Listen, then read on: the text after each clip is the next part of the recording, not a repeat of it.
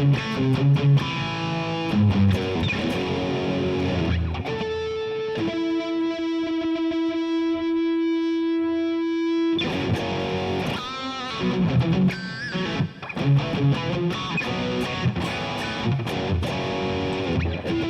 sounds.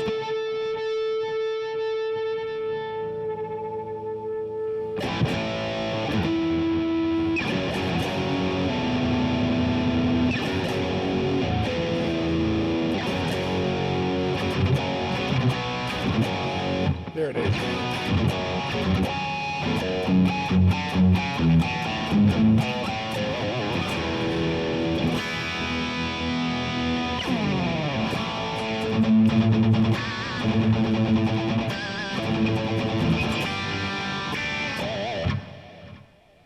All right. Took a little bit to get going because it took me a little bit to get the keyboard set up, which, all right, you can hear it.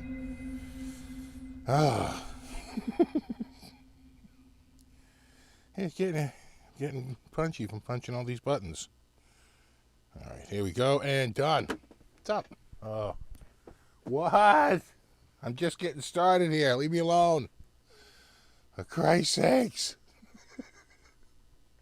What's up, James? Yeti Motzi, Thunder Falcon, Terry, 3G, Pop Blue, Ben Coombs, David, Mitch, Brian, Beer and Beards, Chris, Vince, Vinny, not to be confused with Vince, two completely different people, Juan Blanco, Tactical Six String, what's up, buddy?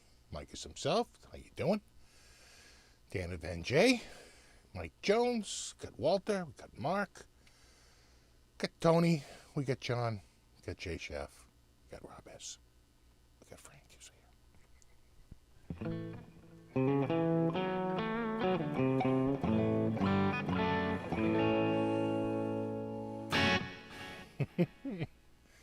here. Help me, to help me please. That's the last chord in Help, right?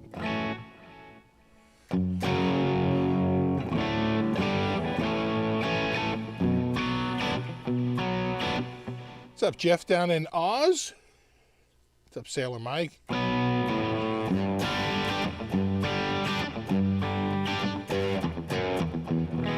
saw that about Frank, yeah.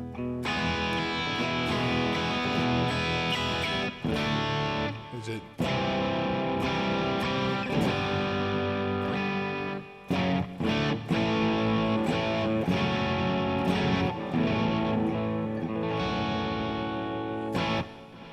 What's up, Ron? Double R guitar. 6-string Brian. What's up, Michael? Little Rhodey. Got James. We got Majestic PB&J. Great name. What's up, Mike Jones? Terry Tickler. What's up, Jason? Tonosaurus. Yo, what a crazy change in temperature, huh, Tonosaurus?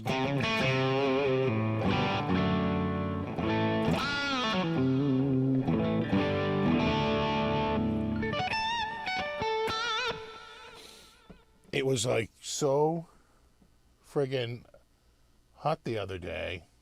Who was walking around up there? It's like so hot the other day. It was muggy and friggin' ridiculous in like the mid to high 90s. And then today it's a high of like 57. Like, well, it came crashing down, but it's wet. 100%. It's been raining here today. I was actually a little worried we might get flooded down here, but it tapered off. It's been steady, but it hasn't been just the crushing rain that it would be needed to, to cause the basement to floods. But I was getting a little worried. We had a couple of little runs there, but it's tapered off. Yeah, Joey, it's actually a nor'easter, which is pretty rare in the summer, right? You don't get summer nor'easters. That's sort of a winter thing around here, right? Where you get an offshore, storm that's running counterclockwise, and it drags in air out of the northeast. You know, what are they doing up there? Hold on, gonna.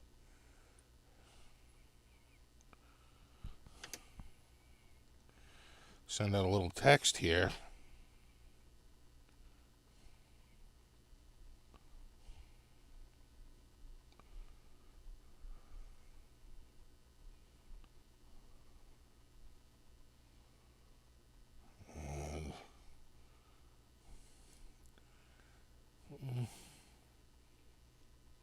Going angry emoji.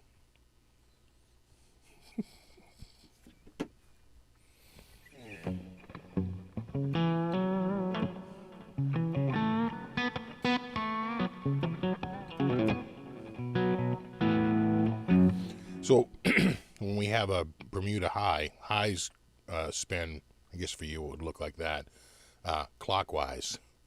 And they drag air up out of the south when they're off the coast of us.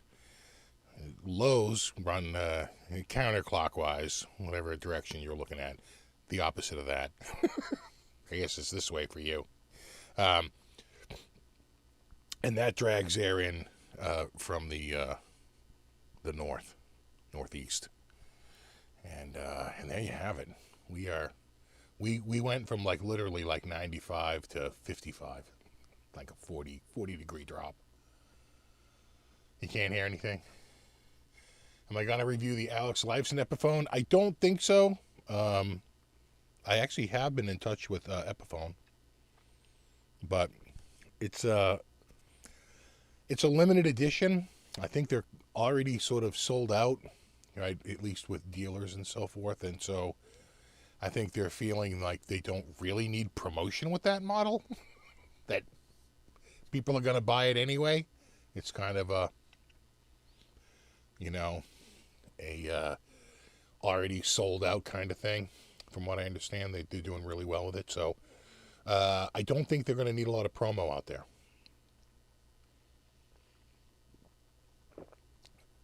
But I should be getting in the next, within the next, 4 to 8 weeks, something from Epiphone and possibly Kramer. So probably coinciding with maybe Summer NAMM or something like that. So we'll see. We'll see. What's up, William?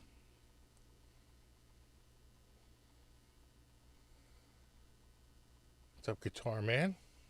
Yeah, happy 4th of July. Yeah, I think we're pretty much going to be rain here.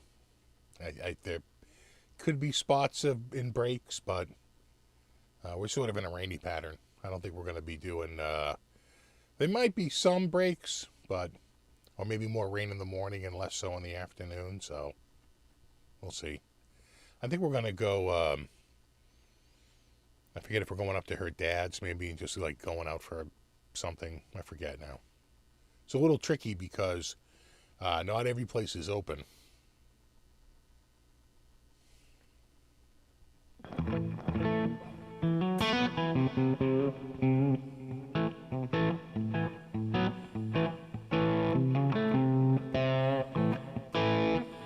Yeah, that Alex Lifeson Epi does look pretty epic. It's got the piezo system, right? Which is such a nice added bonus over the standard. I wonder if we could just bring that up real quick. I go here. Go to Epiphone. And then I go to here. Yeah, there it is. Yep, you got your Pro buckets there. And it actually has a belly cut. Interesting. And of course I don't really show a close-up here. Oh, yeah, there you go. You see that? You see those little black bars underneath the saddles, right? Like pretty much where the string meets the saddle. It pretty much is the saddle. Those are your piezo crystals.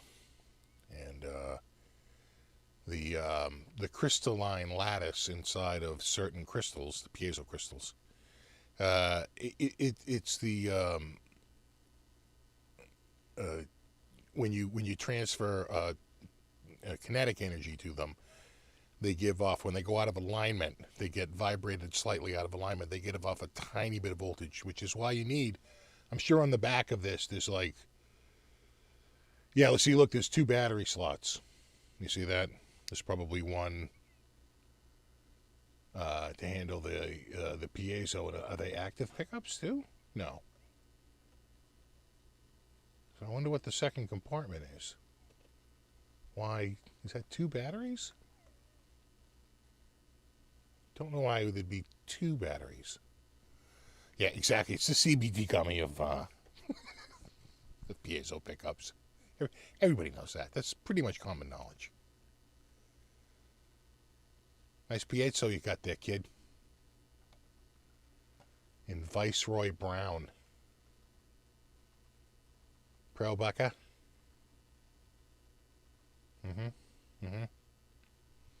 But I do not know why there's that extra compartment back there. To give something to wee Jimmy. Or maybe, does it need 2 batteries? I doubt it. Dual output jacks. Oh, I wonder if it's to handle, is it to handle the second output jack? Oh. I don't know. Maybe a preamp? That'd be a good guess. You know, just a little bit more electronics. So one's for the battery and one's is to house the electronics. The core of the system.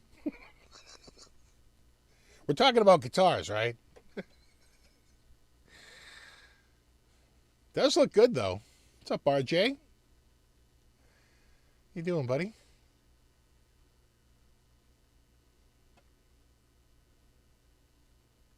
Yeah. No, it's good look. It's a good look. Yeah.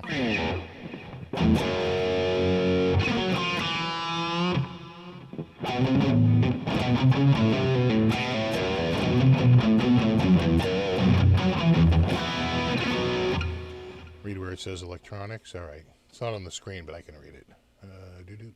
Electronics. Neck pickup is the Epiphone Ceramic Pro. The bridge pickup is the Epiphone Pro Bucker 3.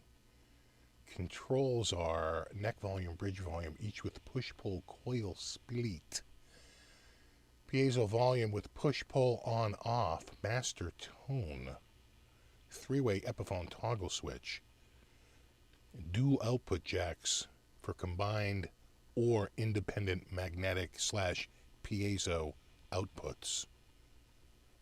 That's the entire electronics section. String gauge is 10 through 46. In the case is the Epiphone Epiphone Les Paul case. There you go.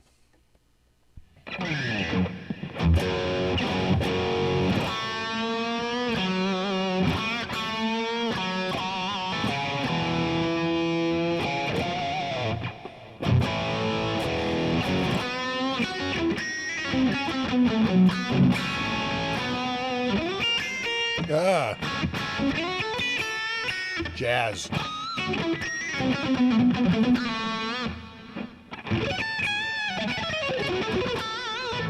Sloppy. I haven't played this week.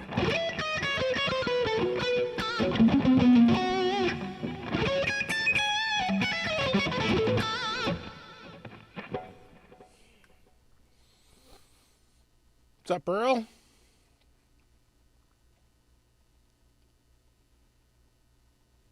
Yeah, I gotta think it's a preamp in there, just more electronics. If they couldn't fit in the regular cavity, right? Yeah, exactly. Stash compartment. You put your weed in there. What's up, Jack, down in Louisiana? You guys, is it you that get in the rain, or is it east of you? Might be east of you. They're getting a ton of rain. Or they're going to get a ton of rain.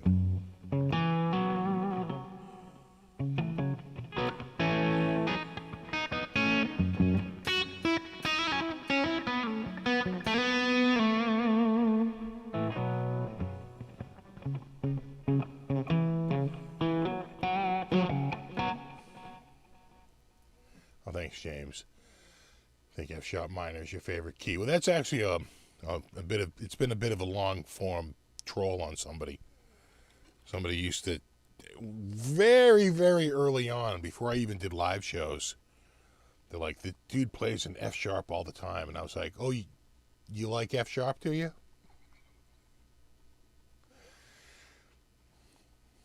Okay. No, I don't. We're like 8 years in on that.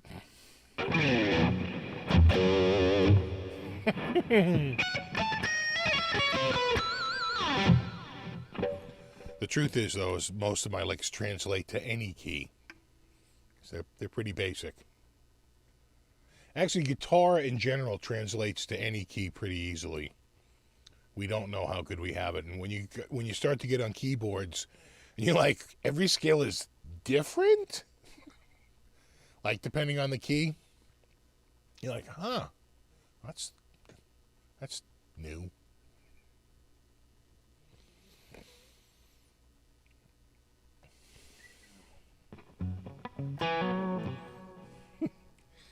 Yeah, Quentin, it's not over now. I mean, I don't want to break it to you, but, you know, hey, it's been over for a while.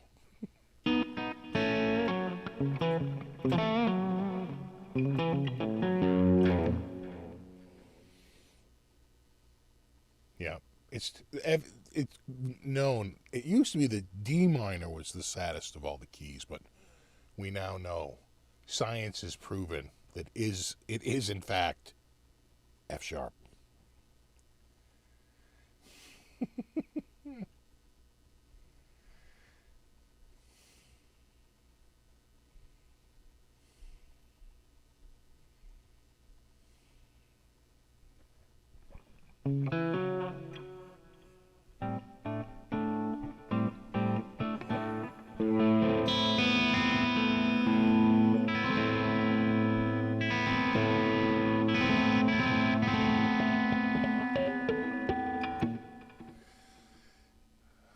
Playing my black LP Custom 20 split diamond, and mine is bigger. Yeah, no, I have the rare small split diamond. That's my story, and I'm sticking to it. Oh, thanks, Garnett. Buck Dharma's most underrated guitarist. Yeah, you know what? Bucker's a really, really great player. Really, really good. I was lucky. I saw him with BOC in 1980. Well, you know, kind of prime stuff. Oh, thanks, Tony. It's the 4th here in New Zealand, so happy 4th. Oh, thank you. Yeah, I don't think we're going to be able to do a lot.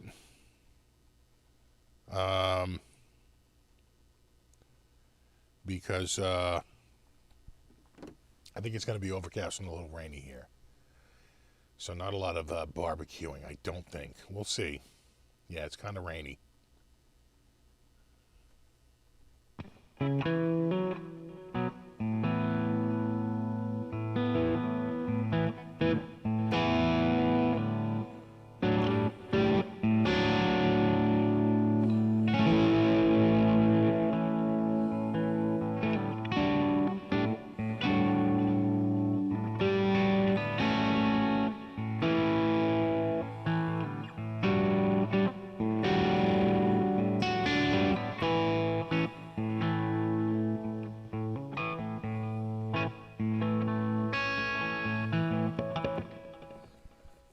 Buck Dharma has the coolest guitar ever. Headless Steinberger paints it like a yellow Swiss cheese. Nice, the cheeseburger. I almost played the Steinberger tonight, but I'm so worried about getting maybe a little bit of rain flooding in here that instead of breaking that out, I just went with one that was right on the wall. I put the Vola up there and just pulled this down here because I played the Vola the last couple live shows and just wanted to switch it up. So I threw that up there and pulled this down here, just in case. I don't think so. It started pretty heavy and I was getting a little worried, but it's really tapered off and it does not look really that crazy out there right now. Yeah, not really.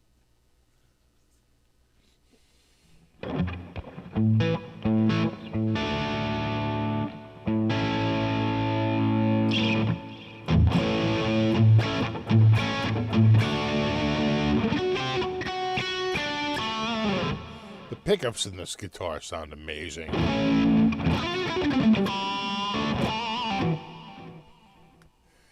Yeah, Stoner Shark needed a little break. I'm not gonna lie, he looked tired.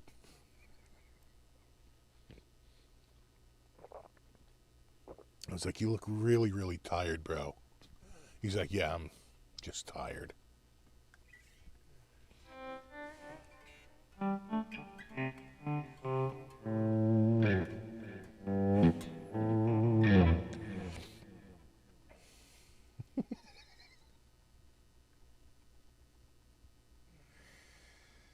Oh, man.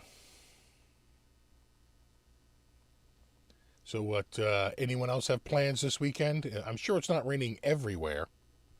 I did see that you had a little kooky weather up there in Canada. Was it 123 Fahrenheit?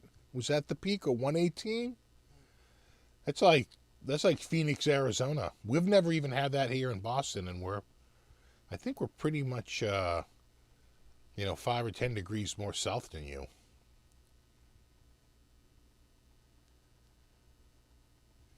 You got fire issues in Cali. That might keep you from barbecuing. That might do it.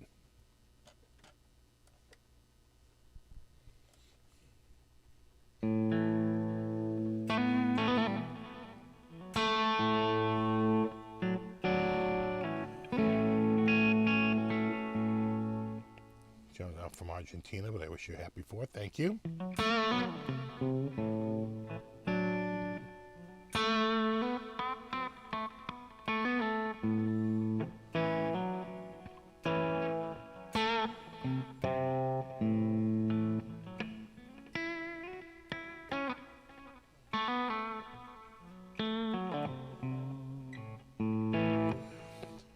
Yep, and sadly the town that set the record is no longer around. So what, did it burn down? Was it a fire? Was that what happened?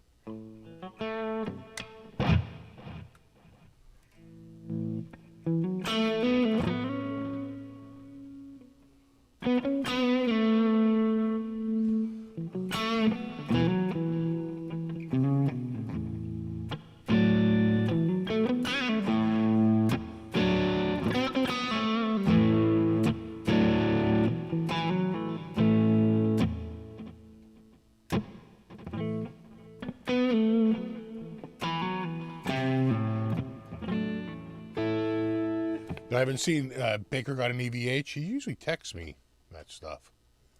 Been holding out on me. Let me take a quick look here.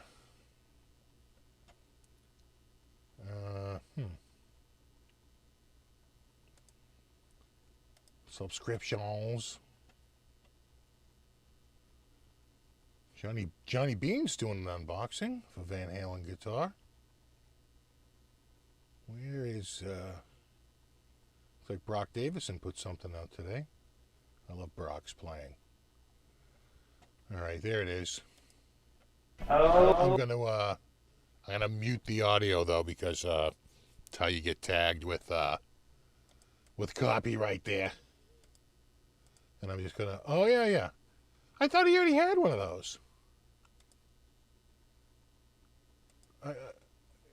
You know what? Maybe he did send me a pic.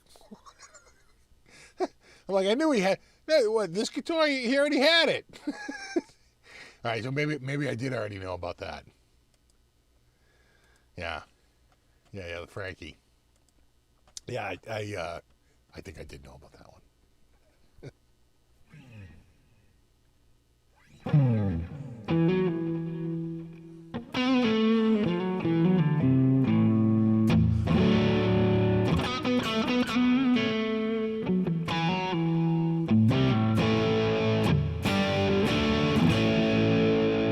That's the one I like too. The Frankie, I think the pickup is just a little farther away from the bridge and a slight more angle, and it really does warm up the sound of the pickup quite a bit.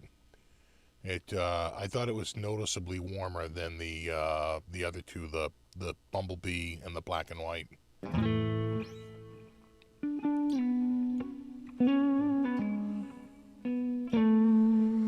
Oh, what am I in A?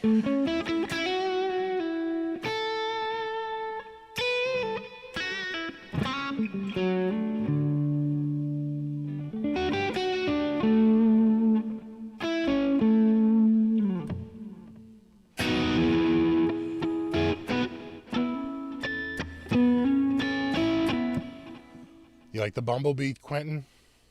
The Bumblebee is nice. I think of the three, of the Bumble, the black and white, and the Frankie. The Frankie really kind of was the best of the three. It felt the most like worn in on the neck because of the treatment they give it, and it was just a touch warmer, which it just really made it sound nice. It was just a wonderfully sounding bridge pickup on that guitar. It's pretty much the only pickup, but you know what I'm saying.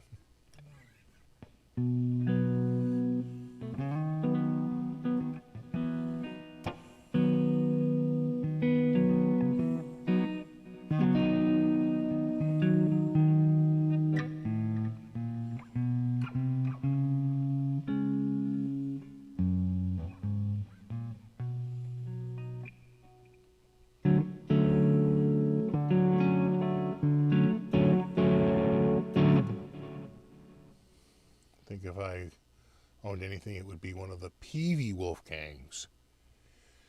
Yeah, the HPs have pretty amazing tops on them. Very flamey. You can get a really nice HP top out there right now, if you can find one.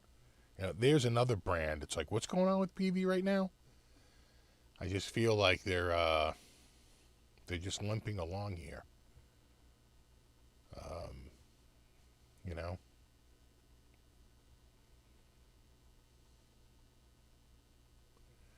What's up, Manfred?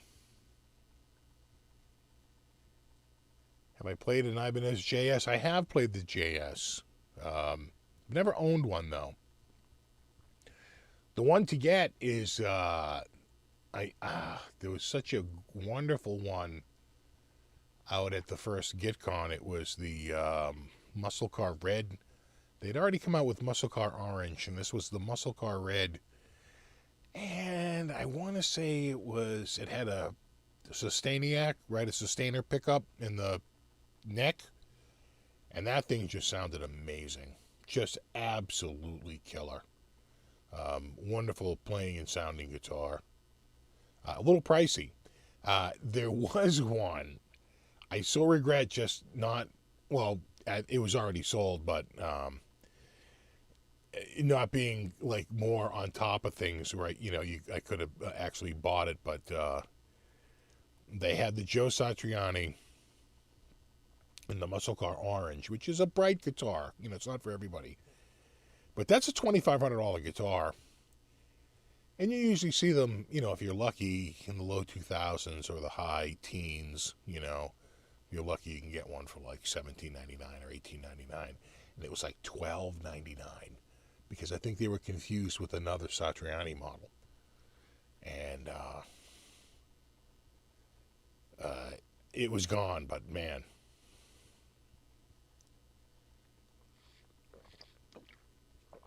An art series, but the art series is very expensive, right?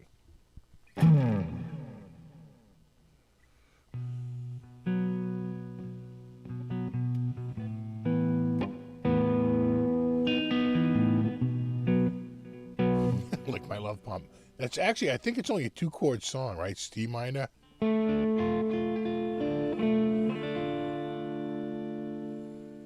then I forget.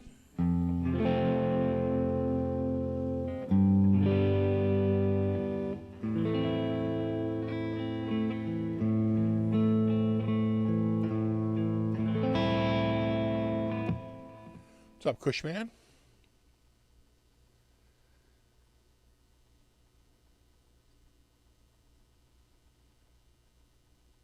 God bless you all. Happy 4th weekend. Yeah, Freedom Eagles, exactly. I'm going to be roasting a couple of Freedom Eagles, otherwise known as chickens.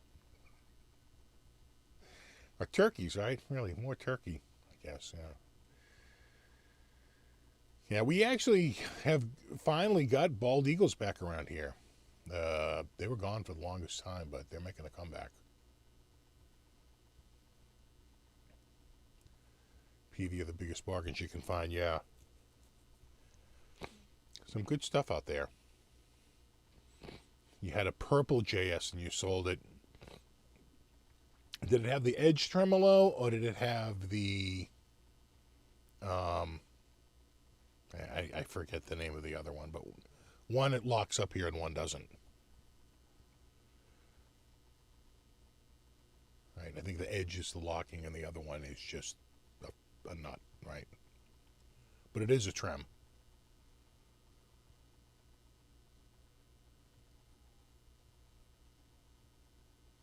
The original PV Wolfgang looked very cool, yeah. Yeah, the USA made PVs are a great bargain.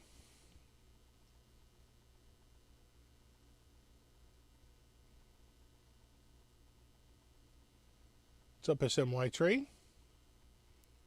Are the cicadas already gone? Well, that was fast.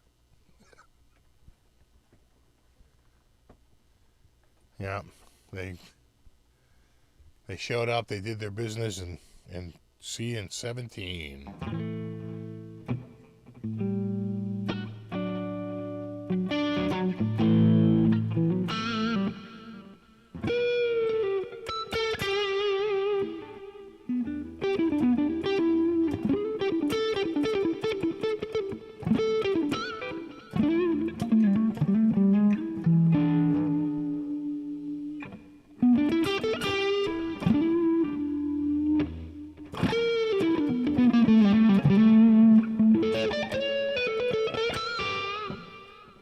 Anybody else watch the Kiss documentary this week?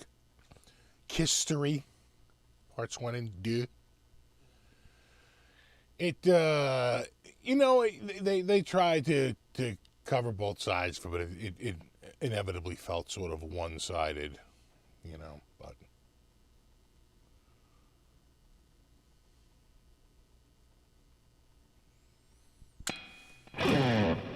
And it just really seemed to be just a big push for their upcoming tour. Do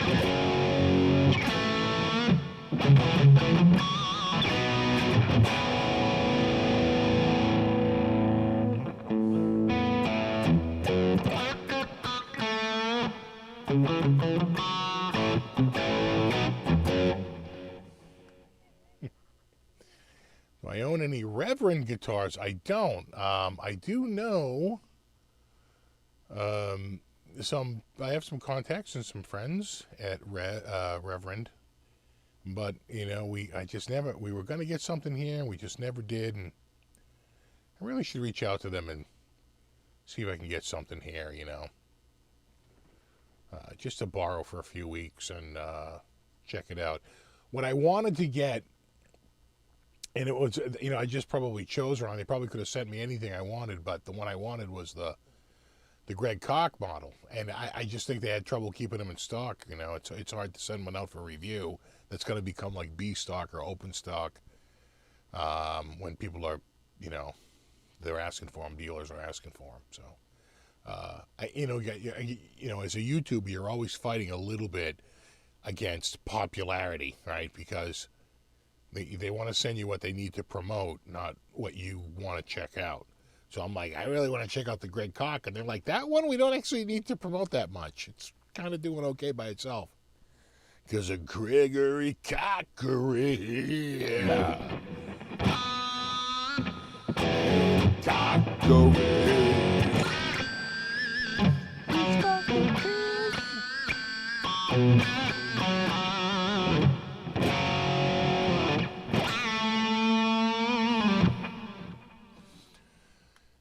Yo, what's up, Music Therapy Laz? Get Reverend Gristle 90. Those new P90s. I got one the other day. Nice, yeah. That's that's the kind of the one I wanted. I kind of wanted that one. Yeah, Gene and Freely are like frenemies. Yeah, exactly.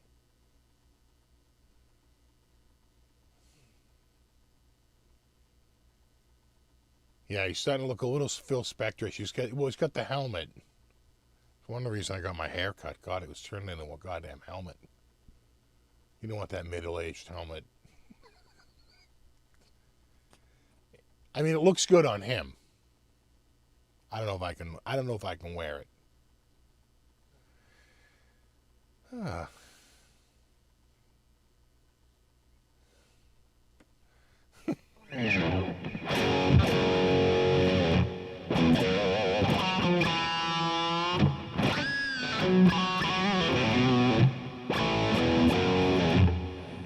Yeah, Gregory Cockery.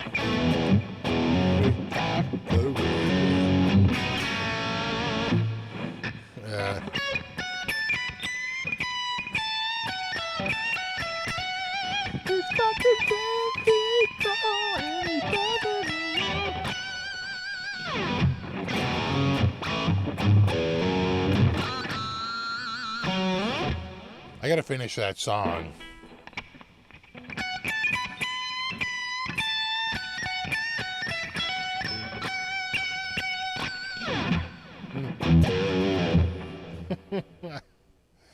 What's up, Guitar Man 45?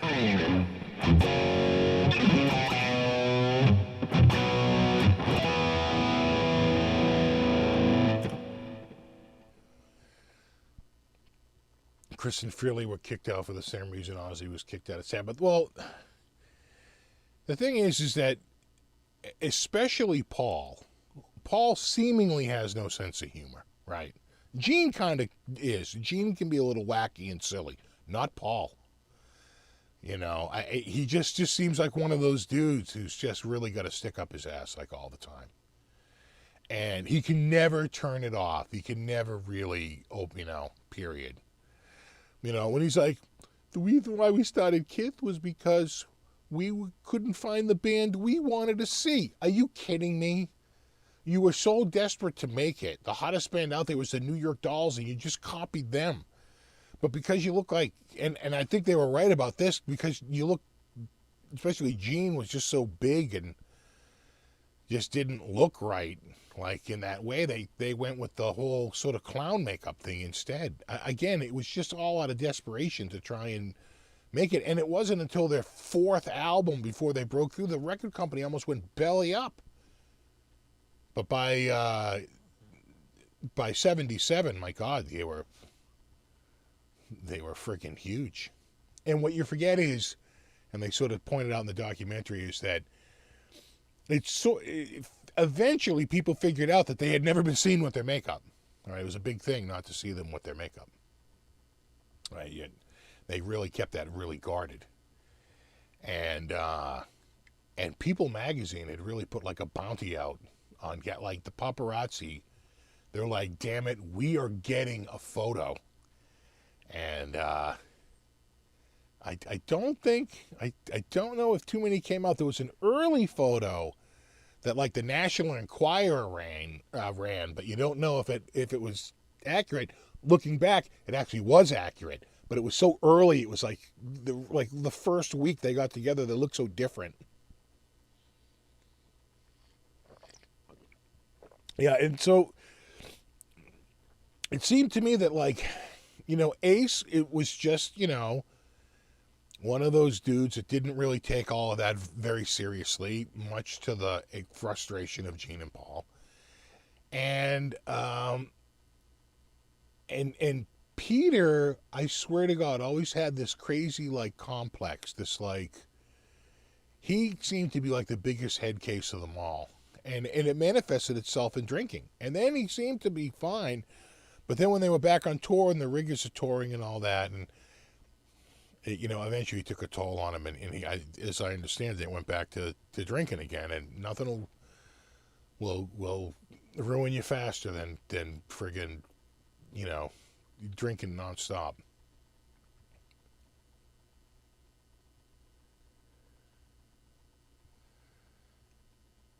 Yeah, Gene and Paul. Well, I think Gene and Paul recognized that they were better with each other than without. And then the other thing you realize, especially on a few of those albums, is that any of the good songs is written with all these other producers, right? Their last, to me, sort of their last good album for a while, the big gap is probably from Love Gun, maybe Dynasty, but even Dynasty is sort of the beginning of the end. And then it's just sort of, Unmasked is pretty weak, and The Elder, well, it's a fan favorite for some people, was pretty much a colossal failure. And it felt like, The Wall 2 years later, just like disco was over and they came out with a disco song. It was just always like, 6 to 12 months too late. And then Creatures came out, and I got to say, I thought Creatures was a step in the right direction. At least they were doing what was big at the time, which was a heavier sound. The summer of '83, you've got Quiet Riot out there. Dio's got a new band. Iron Maiden's Peace of Mind comes out. You know what I'm saying? '83 was sort of a big year for metal. And I want to say Crew. I want to say was Shout at the Devil 82 or 83? Was it 83 with Shout? Or was it 84 with Shout? But you know what I'm saying? Like Crew is sort of bubbling up in the background. But yeah, exactly. Desmond Child, Bob Ezrin, exactly. You find out that a lot of them, they're bringing in like other people to play the instruments, right? Like Ace and Peter aren't even really playing. And you can kind of hear it. You're like, who's playing guitar on this? And the other thing that sort of pissed me off, I'll tell you this, is when the when the Kiss Meets the Phantom of the Park came out, a movie that is so bad, it's awesome, right? If you're a fan of like really terrible B movies that you're laughing at, that has that in spades. That is a Mystery Science Theater movie if I ever saw one, right? And, God, I'm a Phantom of the Opera. Oh, Kiss Me, the Phantom of the Park. Oh, that was just so bad. Now I'm getting caught up in thinking about that movie.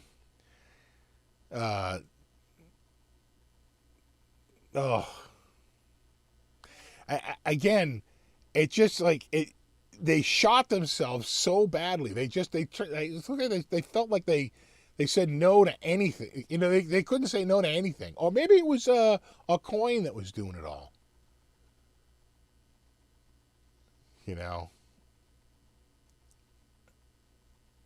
It's just, the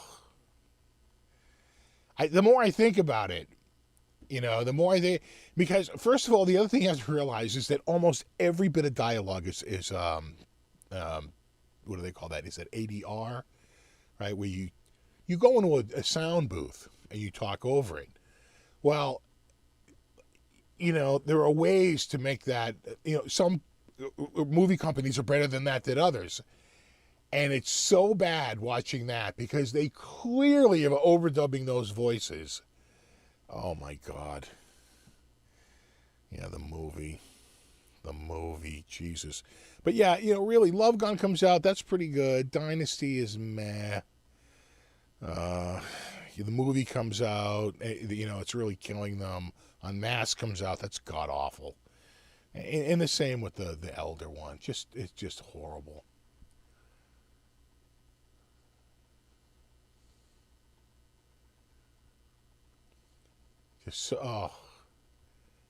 Yeah, ADR. Thank you, Andrew. Good to see you, buddy. So that's pretty common, right? That's how you control. You see it a lot in. You can really see it. Is the final scene in front of the courthouse and My Cousin Vinny. right? The last 5 minutes of My Cousin Vinny is like 80 yard to the nth degree. But yeah, just seeing them, God, the Tom Snyder interview, the movie, I think more than anything, because when the movie came out, I want to say I was 13, and at 13 everything is awesome, and I was like, this is stupid. that's a low bar. That's a low bar. I'm in love with that band, and I'm like, this is terrible.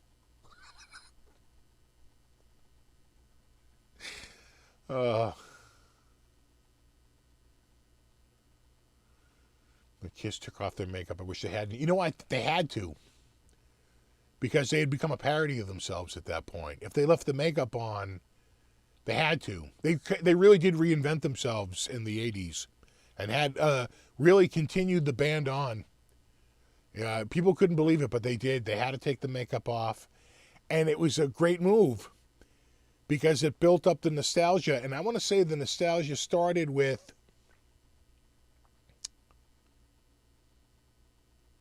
let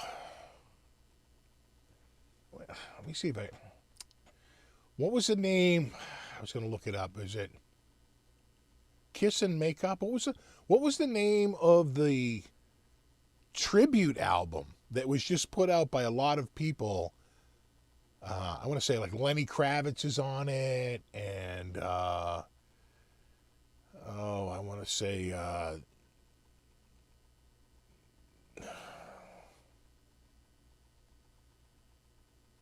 is it who's that guy there?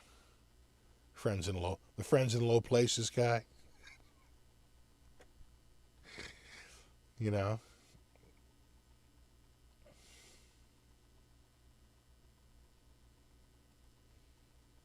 Pyromania was huge in '83 too. That's true. Yeah, but it's like just following them. They had to take the makeup off. People had lost all respect for them and the whole gimmick. And then it builds up all this nostalgia. Right? Remember when Kiss used to wear the makeup? Remember that gimmick? And then it comes roaring back to I think they had the best-selling tour for 96 and again in 97 or 98 for 2 or 3 years in a row. They were raking in millions. Garth Brooks, thank you, Garth Brooks.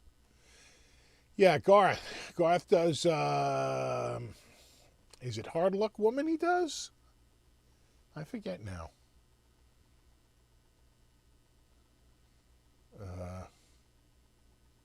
Well, yeah, Kiss My Ass. That's the name of it. Right. Right. And then the other great one is was that Kiss My Ass or was Kiss My Ass the metal one? There was two. Hold on. Hold a tick. Hold up a tick. Let's see if I go here and I log in and I go Kiss Tribute.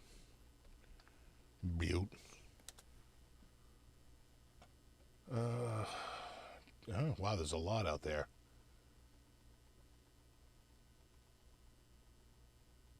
A tribute to Peter Criss, Destroyer Trilogy, Italians, Kiss Tribute. Wow, there's a lot on here. Nation.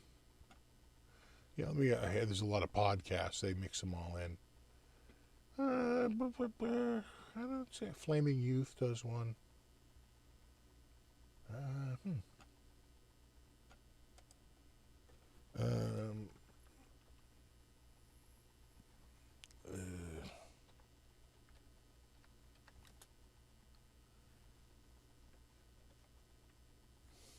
Someone might know it. Hard Luck Woman, yeah. Yeah. I remember when Pat Boone did Ozzy covers. That was the No More Mr. Nice Guy album. I have that Pat Boone CD. That was a thing in the 90s. Pat Boone. Pat Boone does metal. With a big band. Crazy. But that's how it goes. Millions of people living as foes.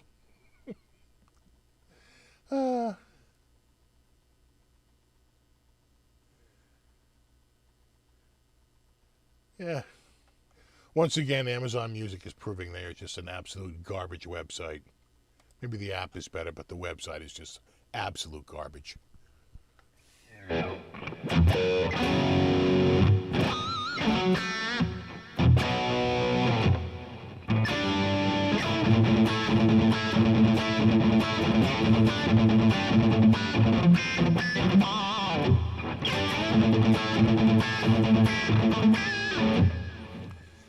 Then you go to see him live.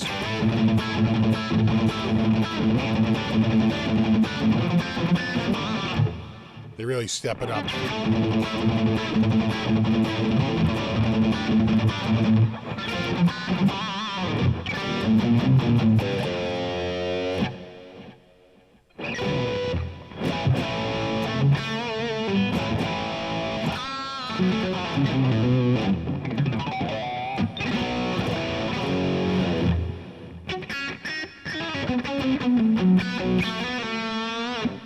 Oh, that's right. He does Holy Diver.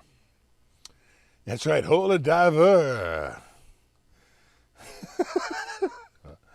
Holy Diver. It's like if Bill Murray did it. That's right. He does Priest. He does a bunch of stuff. All right. Let me change guitars, maybe. Well, you know what? Maybe what we'll do is I'll take the guitar off because it weighs a metric ton here. It's a slim 9.98 pounds. I mean, could you call it 10 pounds? Sure. Once you're up to 9.98. Fun fact, the black Gibson is 9.92. So that's a tiny bit. Tiny bit. Oh. I'll try and bring this over a little closer. See if you hear that.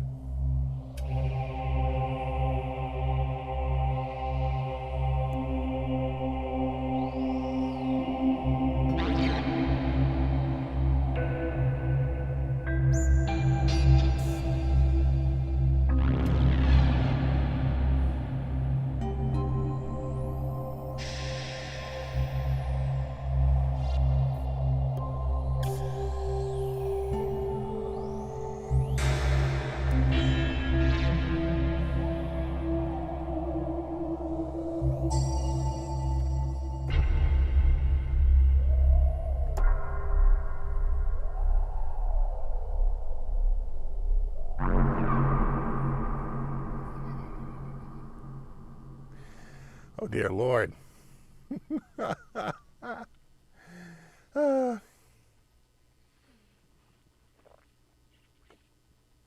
right. I don't know if I can. I can't really. I can hold it in my hand for a second here, and there you go. There's the new keyboard right there.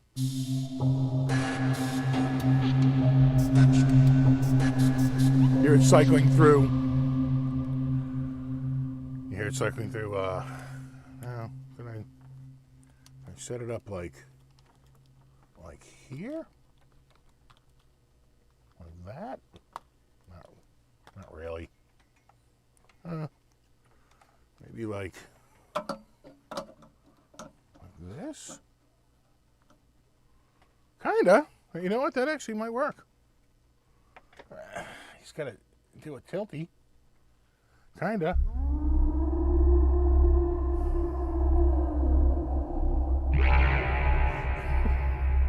Yeah, there you go. There you go. It's key cam.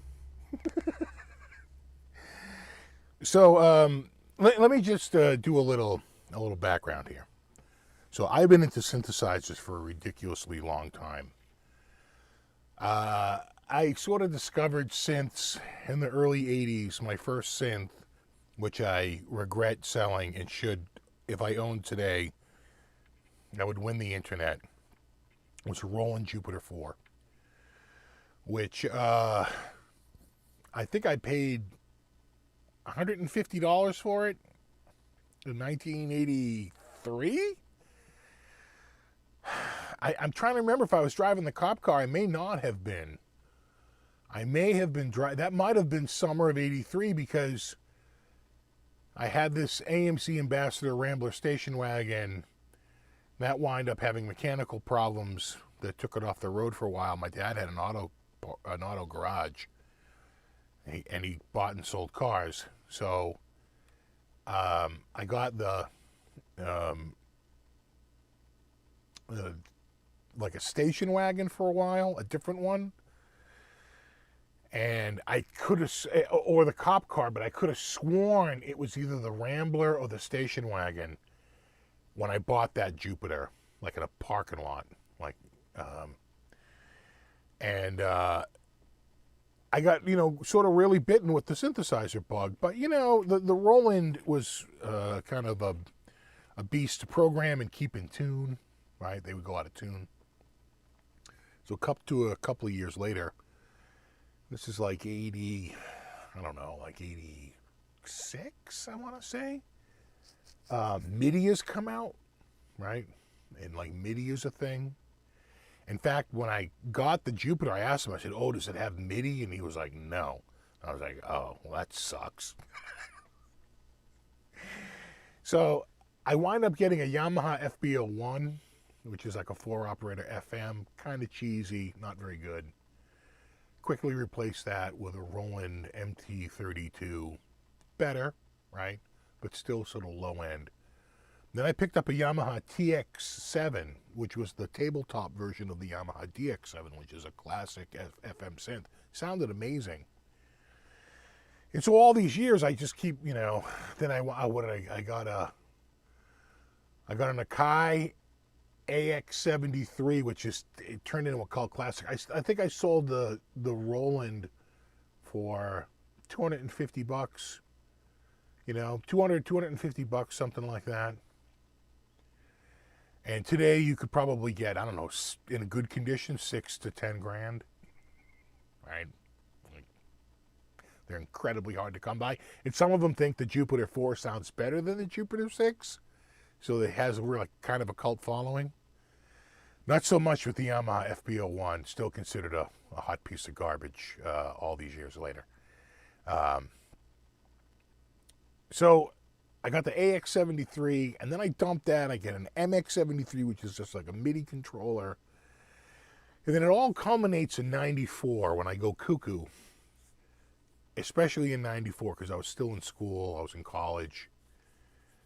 Grad school at the time, and I dropped $2,500 on a Kurzweil PC88, and then even later on I added the extra $500 like MX.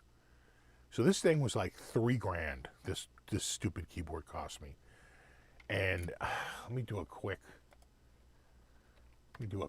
inflation calculator here for you. If it was 1994, I got it. We'll just round it up and call it $3,000. I know it was a little more than $3,000 with tax and everything, but let's call it $3,000. That'd be about $5,500 today. About $5,500 today. So a lot of money on it. And I use that synth pretty much, and it's basically what we would call a Rompler, right?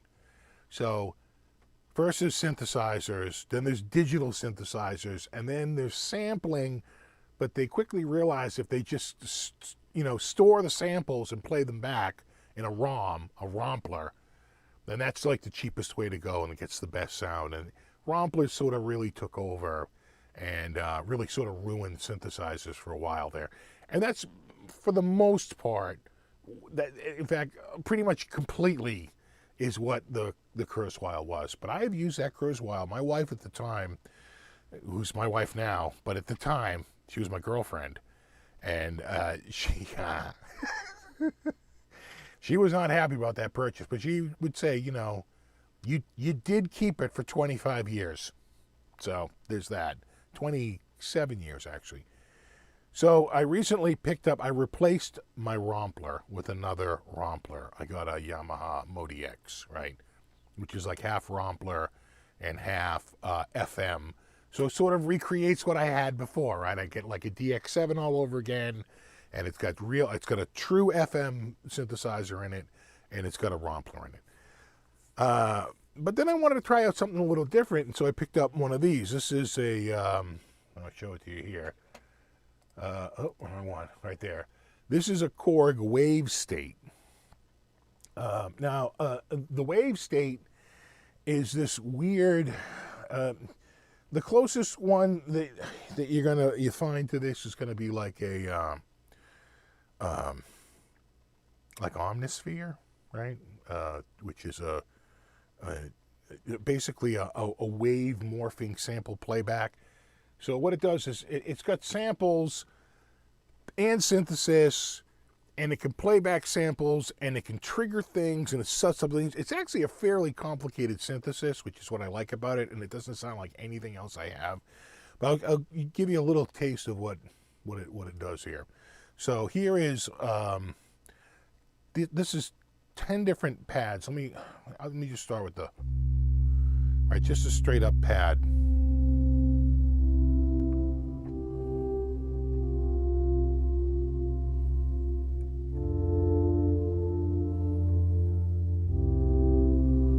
But I can actually change.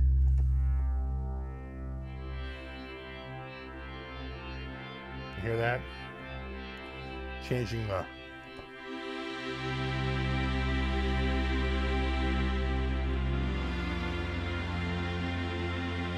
change the sample.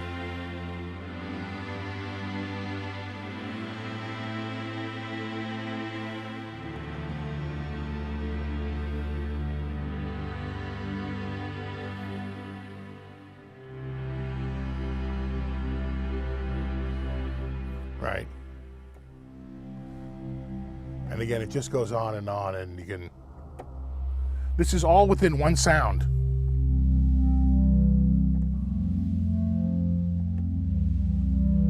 Right? So when you get to these other sounds, they get even a little crazier.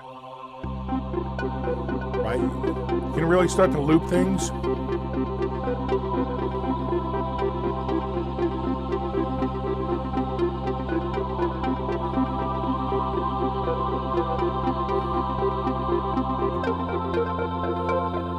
And then you work the mod wheel, right? But check out some of these. Check out some of these sounds. Let me get to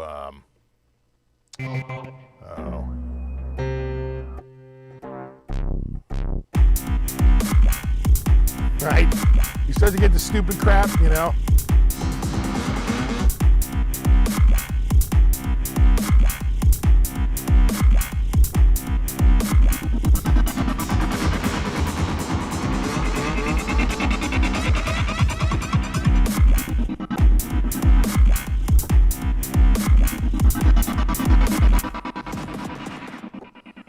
Right, it's fun, right? And again, it's not real. It's a synthesizer, but it's not a synthesizer, right? It is, but it isn't. It's sort of like wave playback, but you can get some amazing.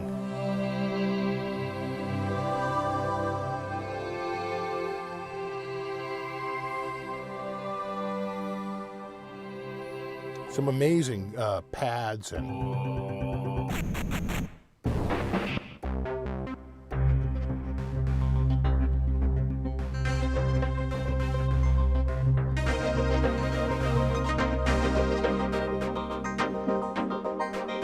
again, work the mod wheel. Let me get to,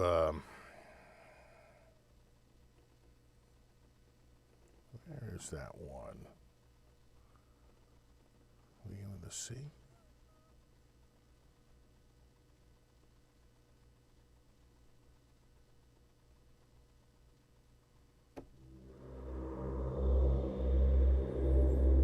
It's got a ton of pads in it.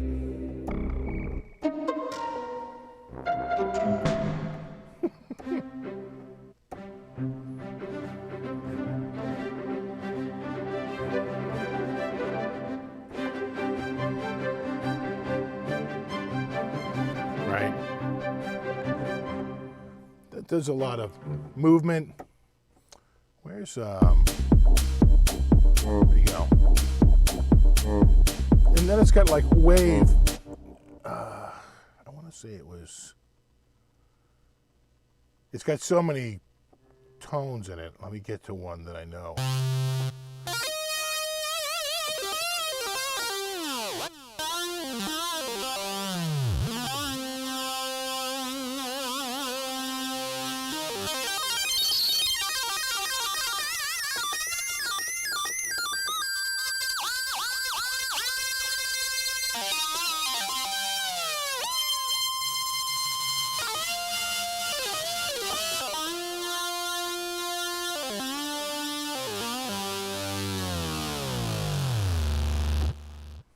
Right? You know, that kind of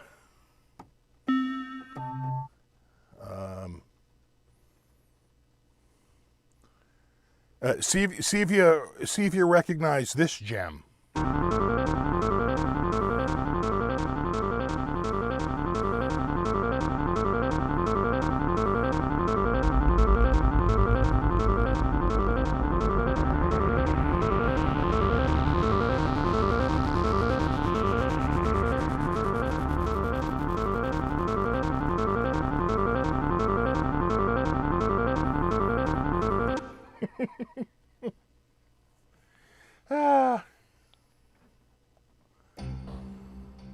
Or see if you recognize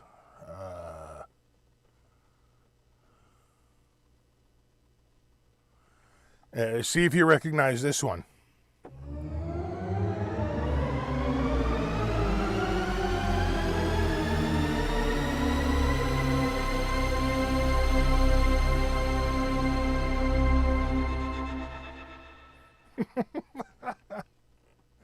Let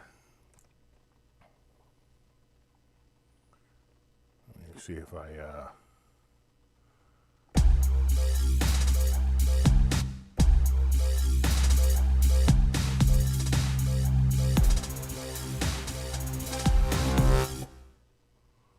feel like a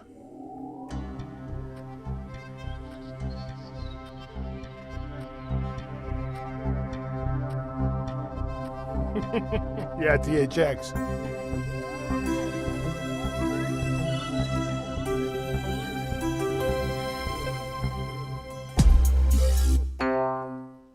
And then it has some traditional,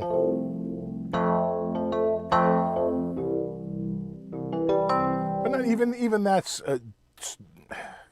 you know, I have electric pianos that are killer, you know, especially software ones. Then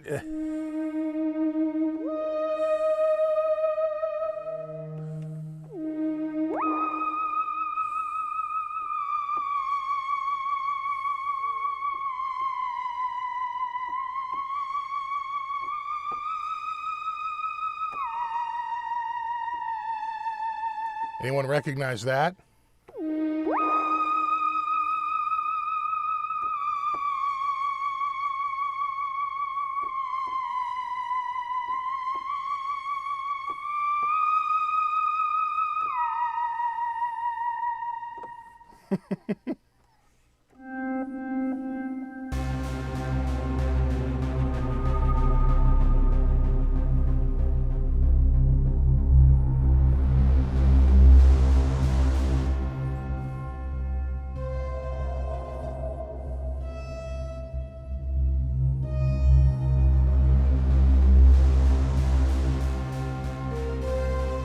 Not Rock Lobster, but close.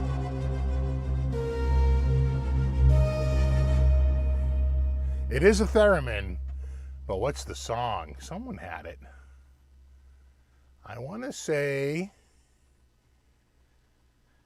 I think Juan Blanco has it, right? Planet Claire. You see the first one to say Claire? I think so, yeah, Planet Claire. You get the Planet Claire.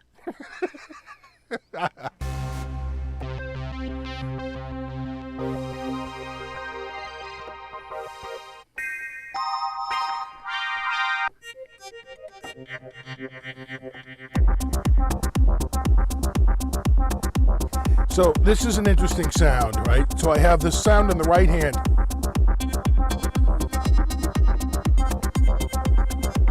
Right, so there's the right hand. And the left hand is, right? But it's got vector synthesis. Do you see this? Do you see that right there? This joystick?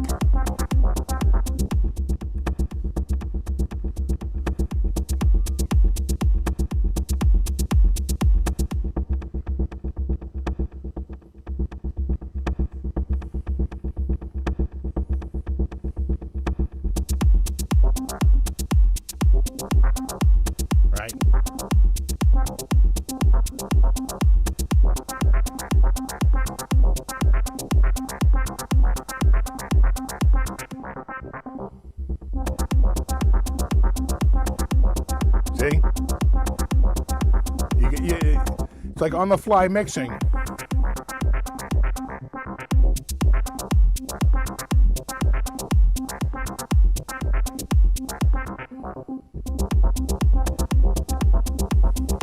And then there's another one.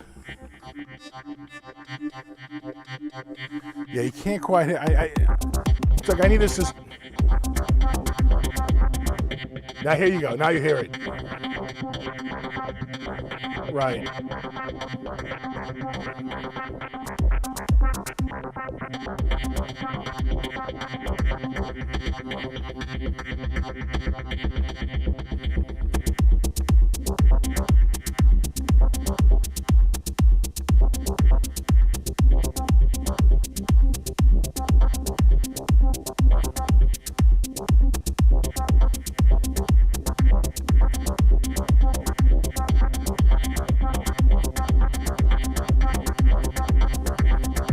Now, I'm just going to, and I'm going to warn you, some of you might get pregnant tonight. I'm just going to say that.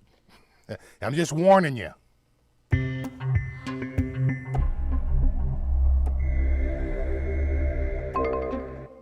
Yeah, like a Halloween orchestra.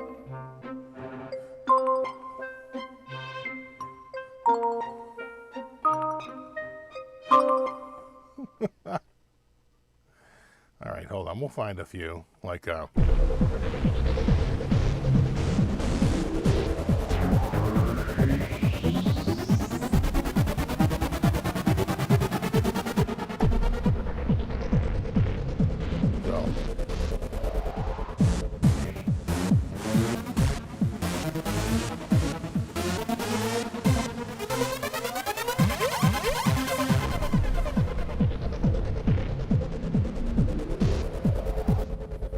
It's I'm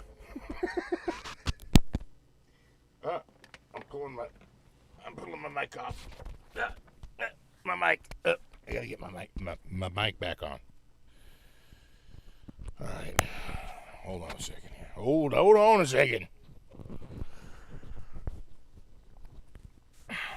Thing is, I haven't been through it enough where I know, like a whole bunch of patches to go to, you know.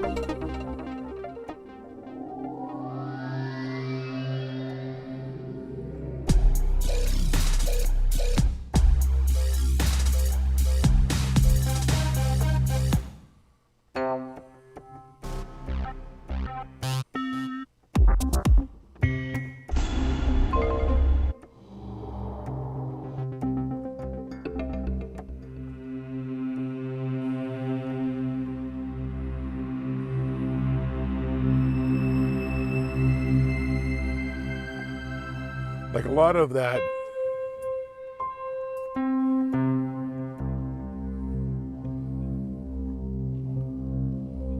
Like this reminds me a lot of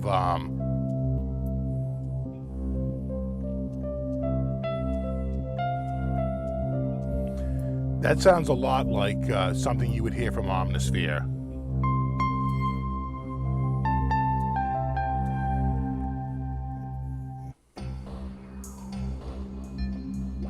And again, there's a mod, usually some mod whale that will do it.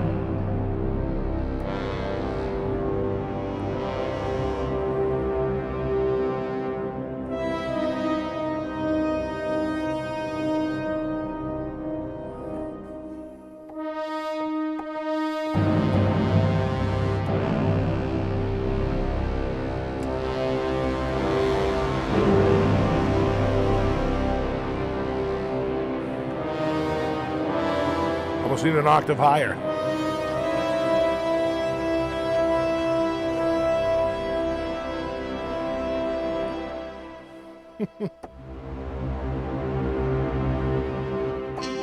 You should be hearing it in stereo. I could have sworn I set this up as a stereo pair. Let me double check that actually. Yeah, no, it's set up as a stereo pair, and is it? Like 7, 8.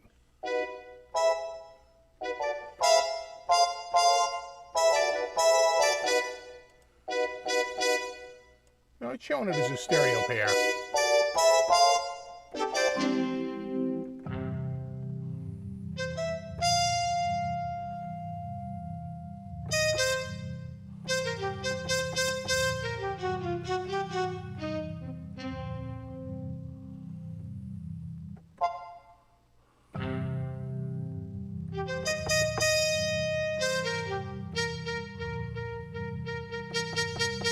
I mean, I think that sounds great.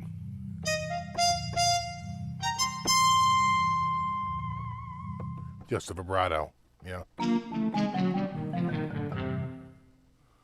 know, then you gotta, it's getting two hands to work is the trick.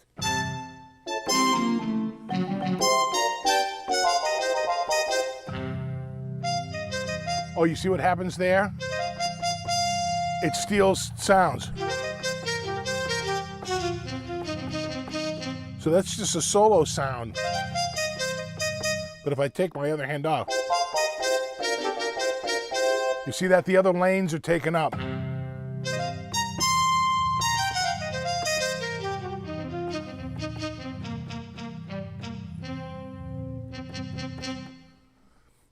You know?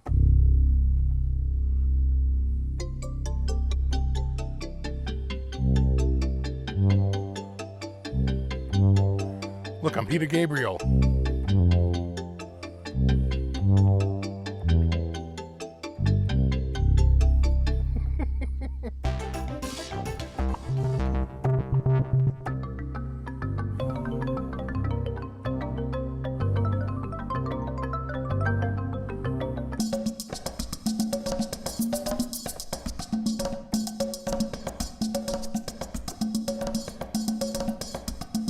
Weird. So what's there's got to be a mod knob. Oh yeah.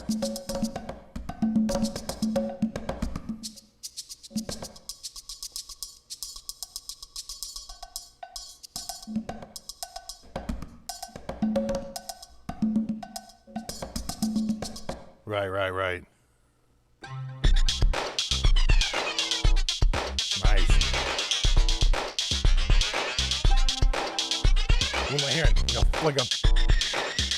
like they got a flanger over the top of it?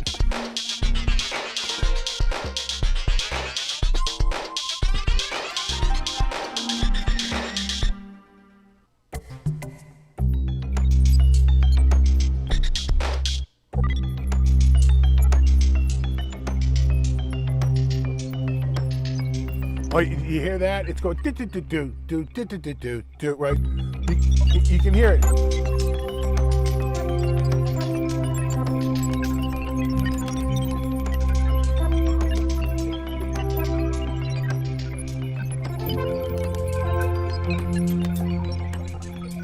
A little too busy.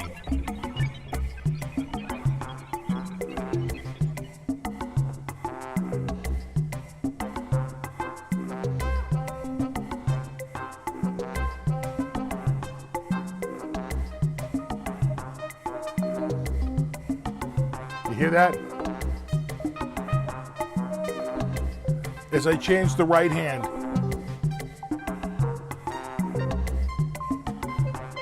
But see, it does it rhythmically.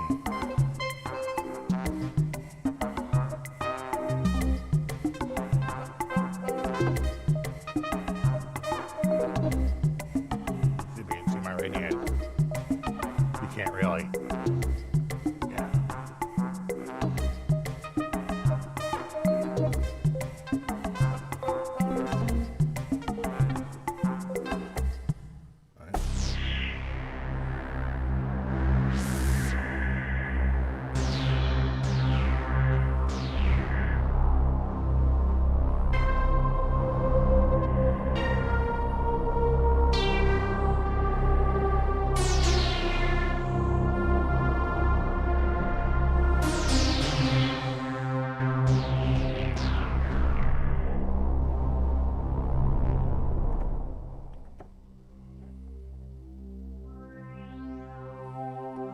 You get more synth sounds.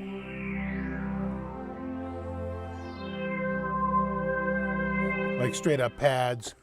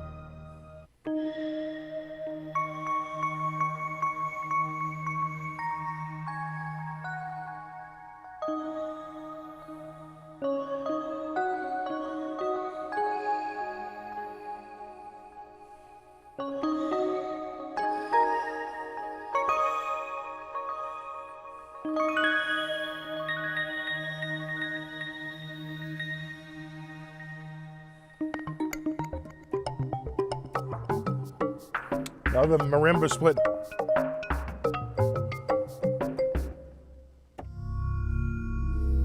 Textural sounds.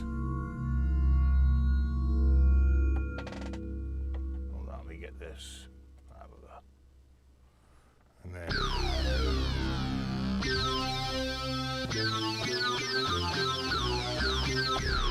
Pretty much straight up synth sound, you know.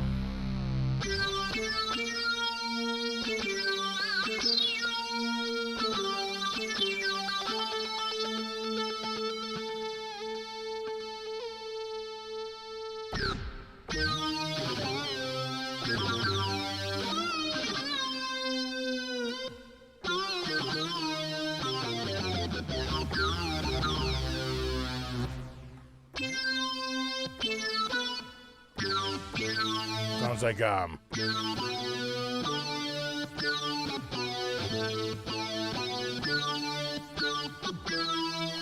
right? I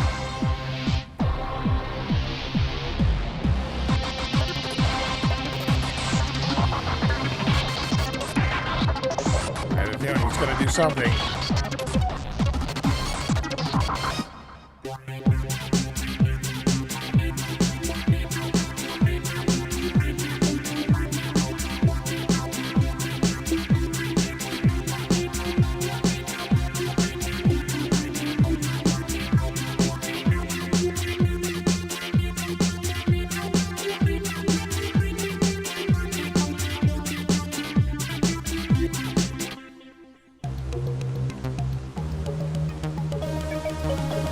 Getting a little too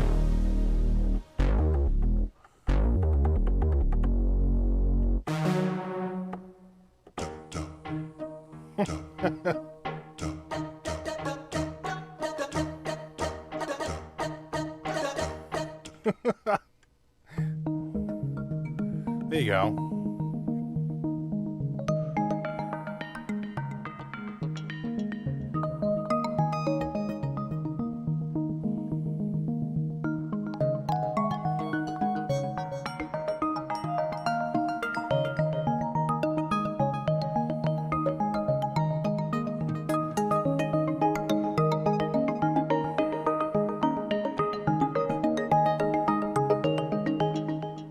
That's kind of nice, huh?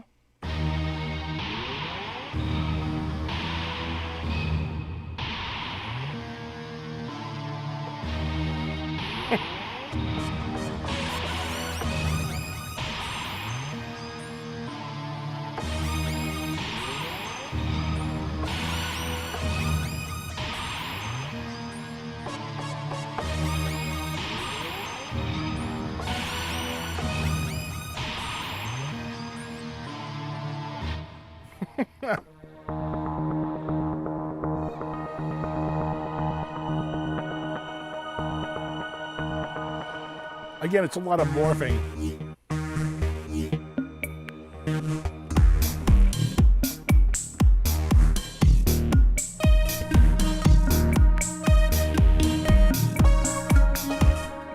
I gotta be careful with my output here.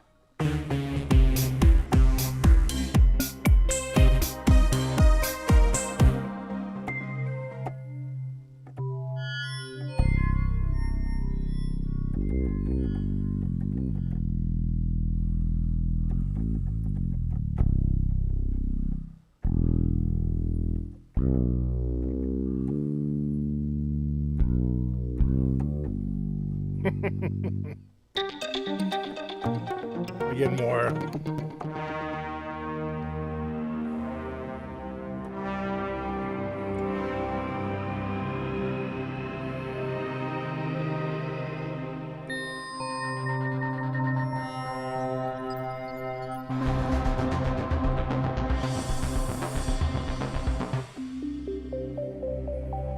Kind of nice.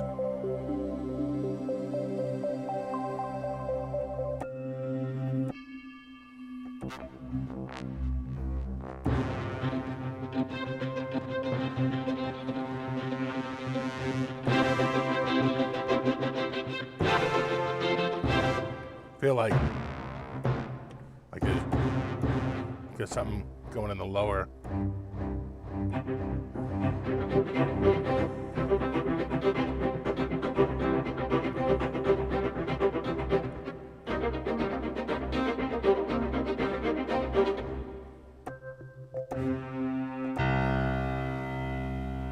Yeah, they have like pianos, but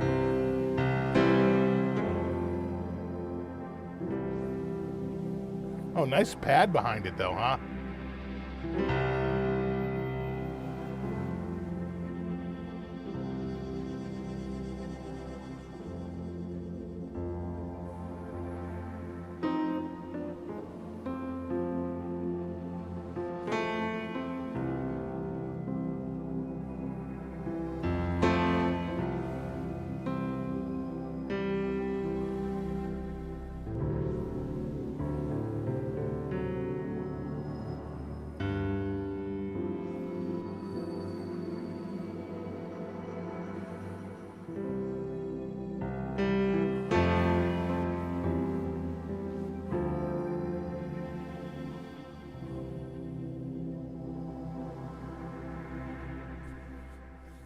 Yeah, right? I don't know if I'm boring the shit out of you or what, but...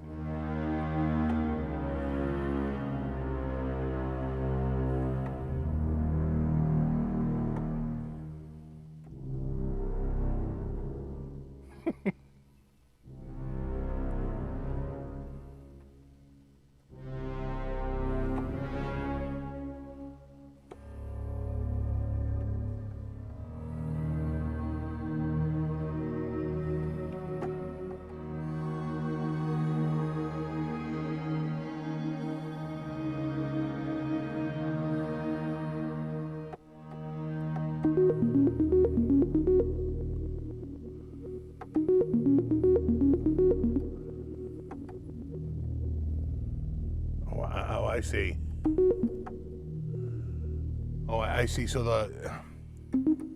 there's the cutoff right there. So you can get this going.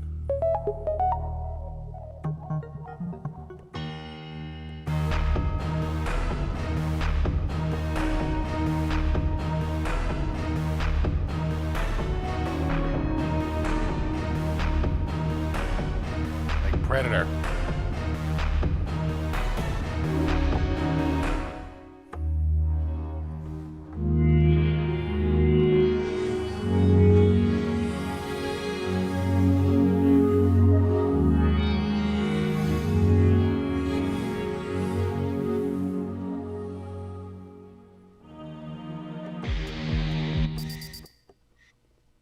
We're almost done. We'll get back to guitar. Where's the...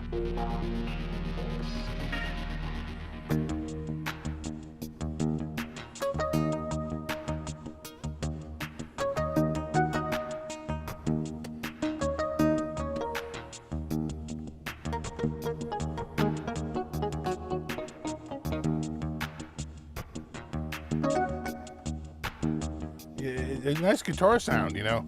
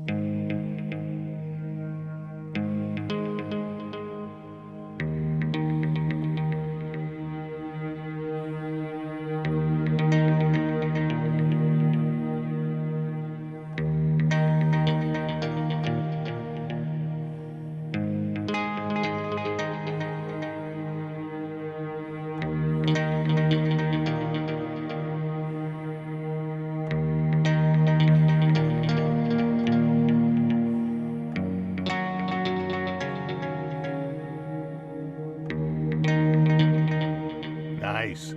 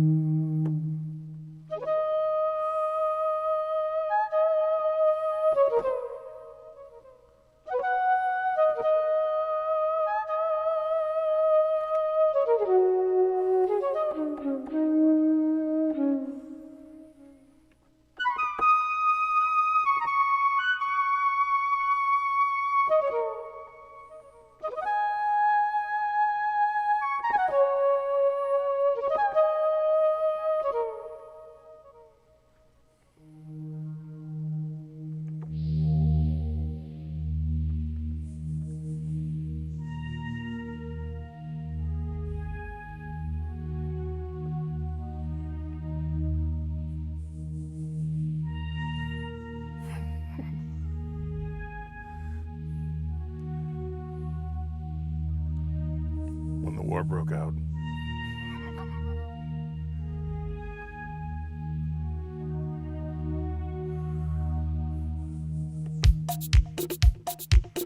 And now for something completely different.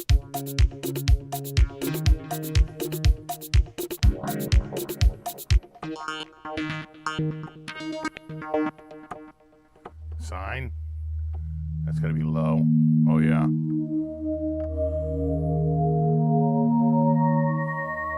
Lots of pads. Except for that.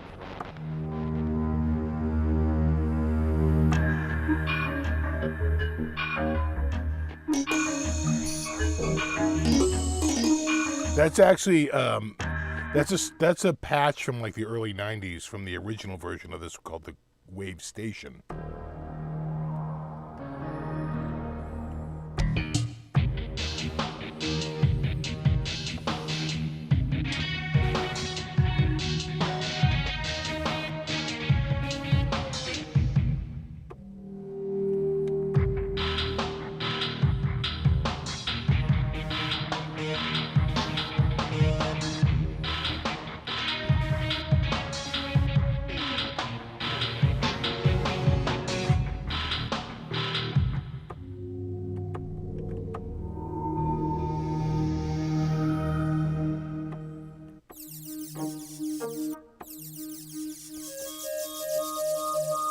Again, it's all about waves and motion.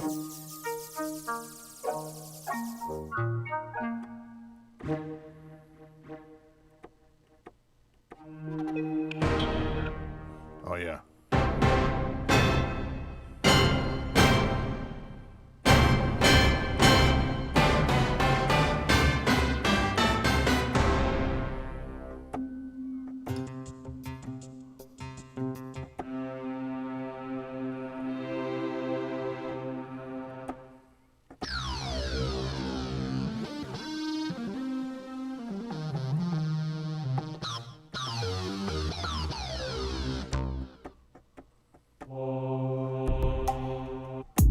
What's that?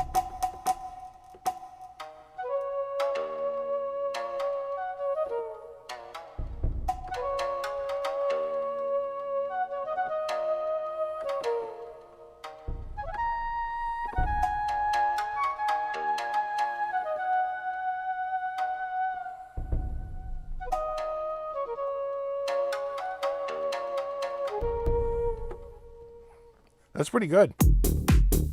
Oh, man.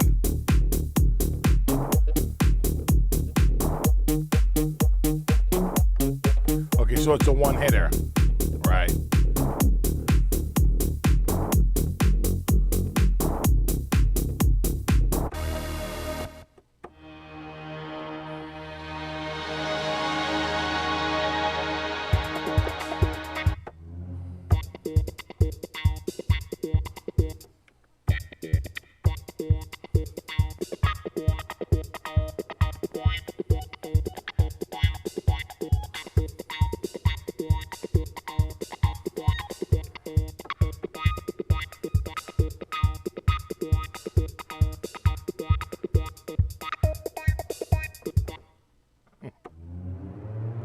We already did that one.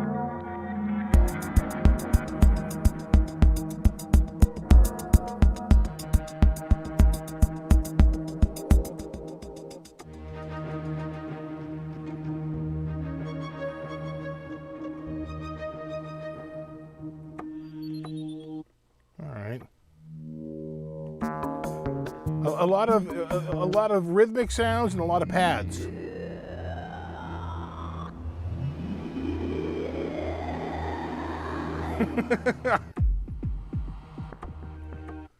Anyway.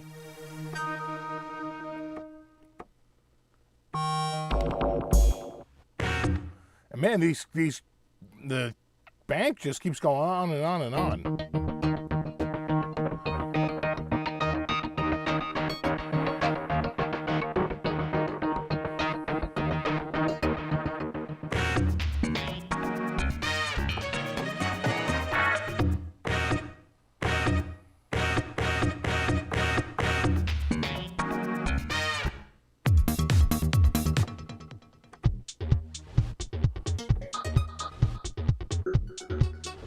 It almost feels like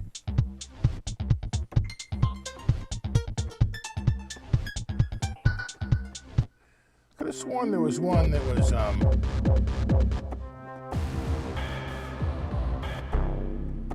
where is it? It's trying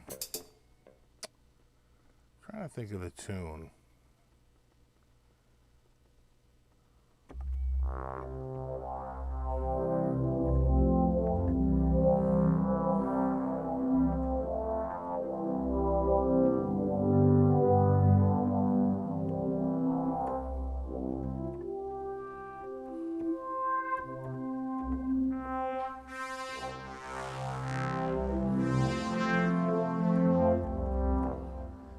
But there was one that was a pretty, I forget it now. We did the THX, we did the, this one. But there was one more that was like straight out of a tune. It's not that's a Peter Gabriel song that I don't know. Oh, what the hell was the name of that one? I can't think of it. But I remember listening to it, I said, oh my God, it's pretty much that song. I'll think about it. I can't remember. Anyway, I I feel like I'm boring you. We're back. Hey, look, he's here. My coffee's gone. Oh dear. Oh my God, it's 8:46. What happened?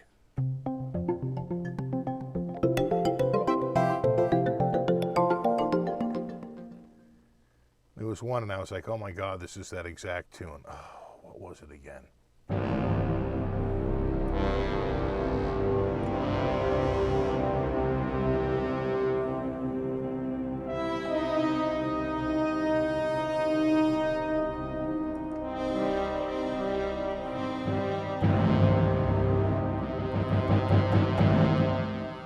Oh, thanks, Vinny P. It was fun. Thanks, buddy. Science. Exactly.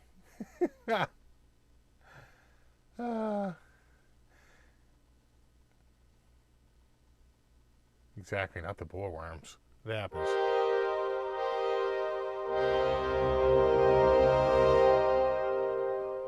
Yeah. Well, the window's closed. When the window's closed, there's not as much to... I'm trying to think of that one. What was it? And I was like, oh my God, it's pretty much that song. Oh, I can't think of it. I'll be going through the patches. I just got the thing a couple days ago. So that's called the Korg Wavestate.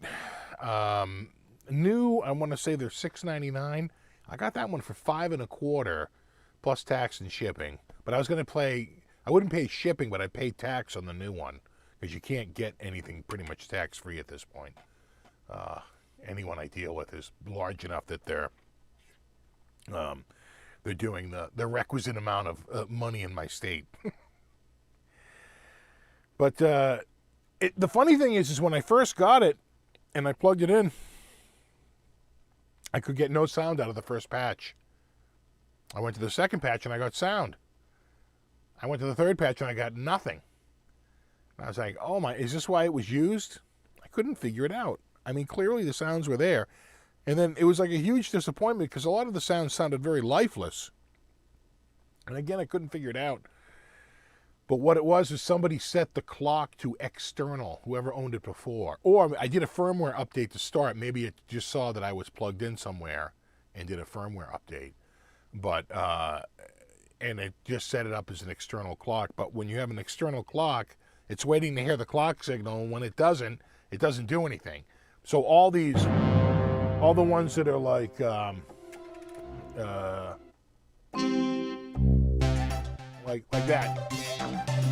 right? Where it's on a clock. Those wouldn't work. And I was like, oh my God, this thing is like broken, but it was not. I just set the clock to internal, and I was good to go. Yeah, it's a really interesting synth. Very different from anything else I have.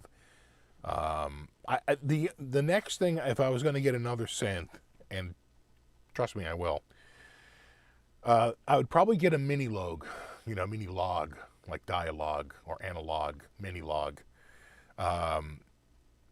Korg makes a true analog synth, and I'd probably just get the tabletop version because the keyboard is like this. It's 37 key and has no aftertouch. Now, they're coming out with an updated version of this called like the Wavestate X or something like that. And it's going to have a 61 key keyboard with aftertouch. Because this was a bit of a success. They also came out with, so this is based on the same form factor as the mini log, and I want to say the Korg Op 6 is the same thing. The other thing out there to look at is the Hydra synth is pretty sick. I mean, really sick. You just see what they have for features. It's amazing. But I don't know that that's true analog. Right? A lot of times those are digital waveforms or digital oscillators. High res, and they sound great, but they're still digital.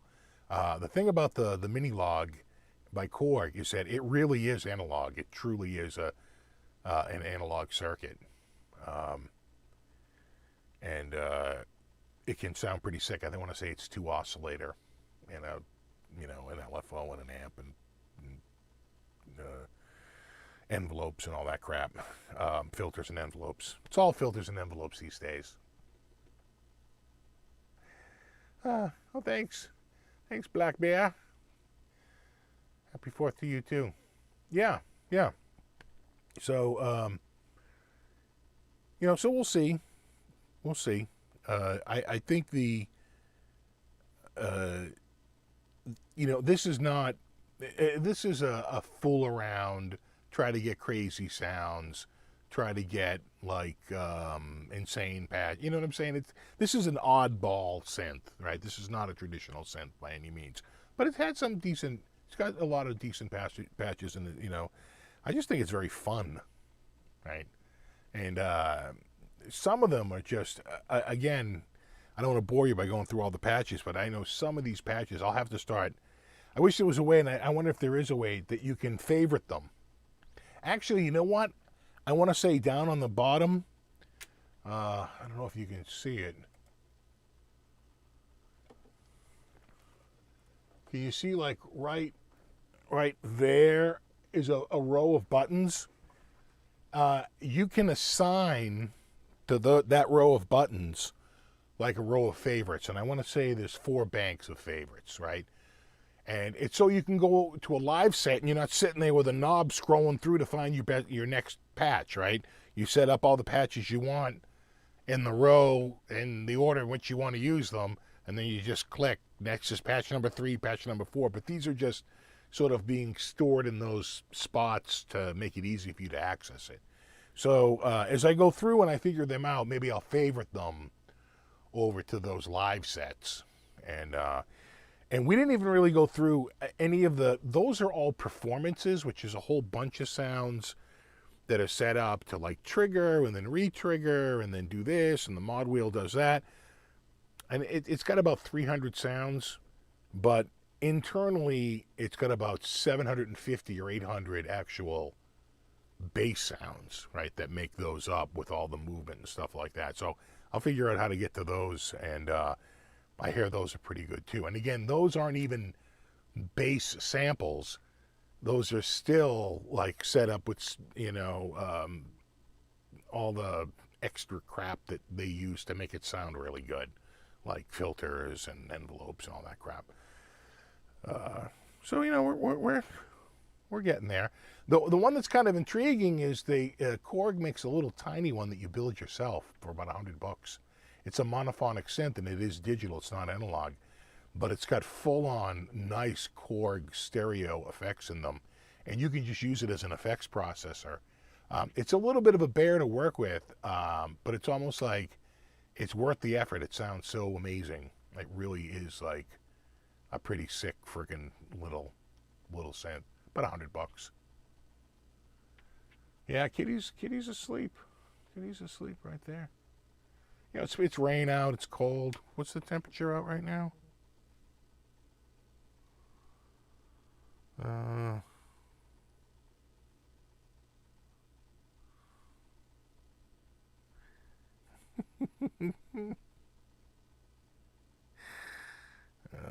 me see here.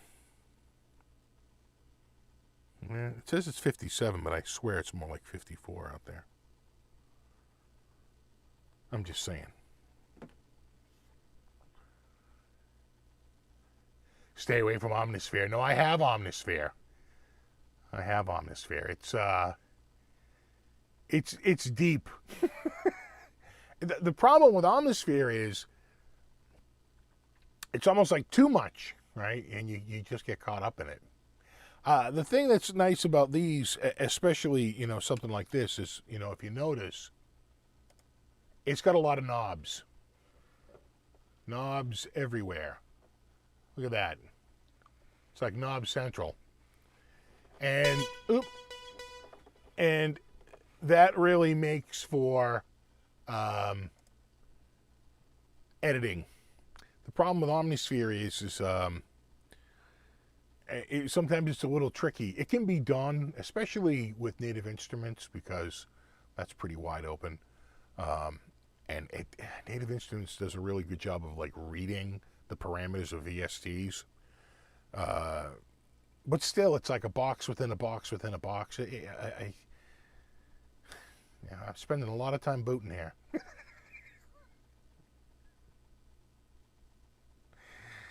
uh,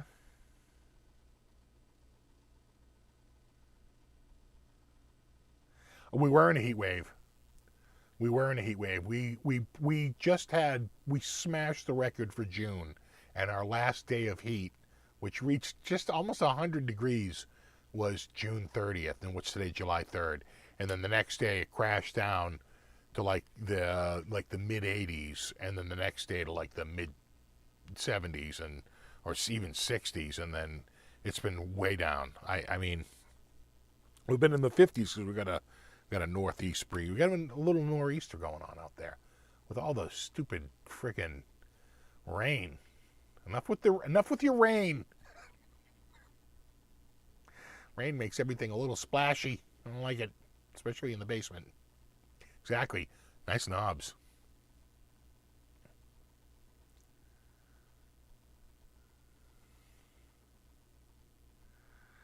Yeah, you like your Etruria Micro Freak? I was looking at the Micro Freak. You know what's holding me off on the Micro Freak? It's lack of effects. You know, because now I got to run it through an effects processor. It's going to sound a little dry. Hey, it's not the biggest problem in the world, but, you know, I like a complete system. My Modi X sounds friggin' killer. At some point, I'll have that room set up with a cam, and I can do a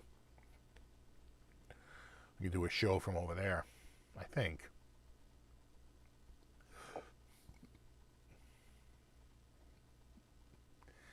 How did you roll in Jupiter? It was a Jupiter 4. The Jupiter 4, look it up. It was Roland's first synth.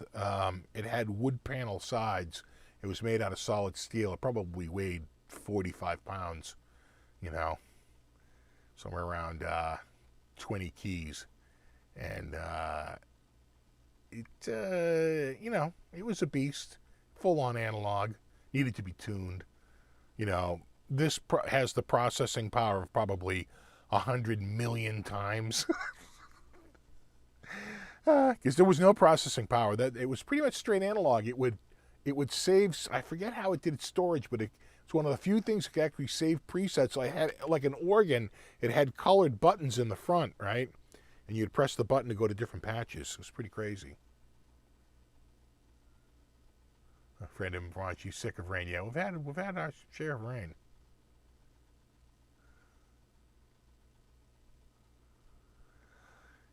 You running into yeah, there you go. You're running into a Zoom G1. That, yeah, right. Is the Micro Freak, is it monophonic, paraphonic, or polyphonic? I don't even know the structure of it. It feels like it could be just straight up monophonic, like a lot of those ones are that are under. Is it under 300? Is it 299?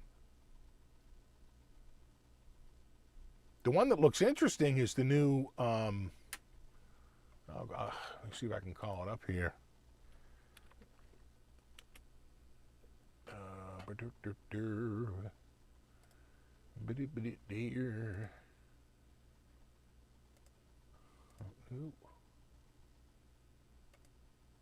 And we'll just say newest first.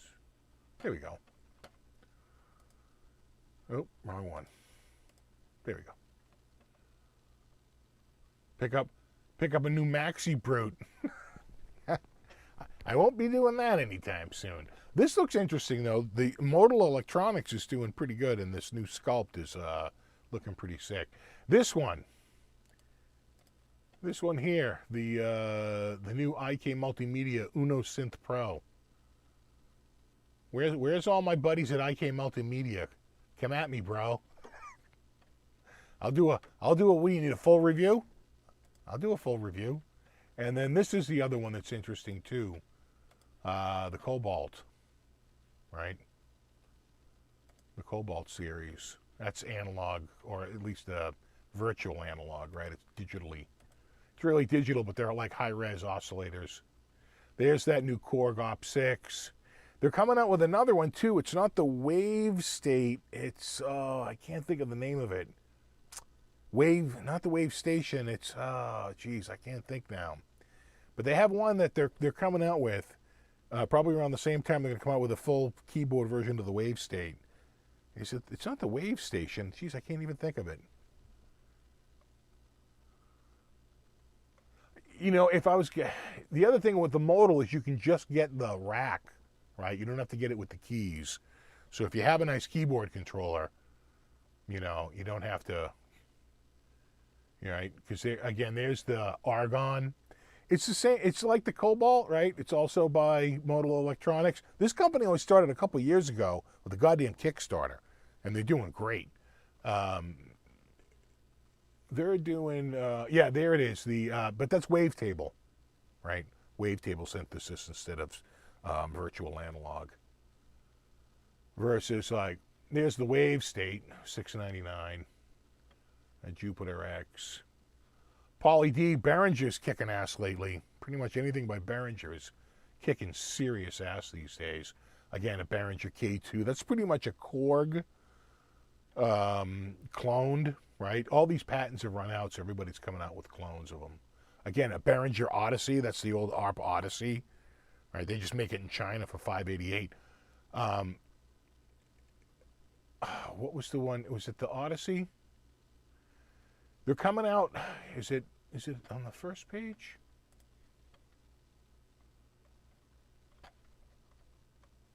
On page 1. Nice website you got here. Jesus. Can you show it here? I don't see it.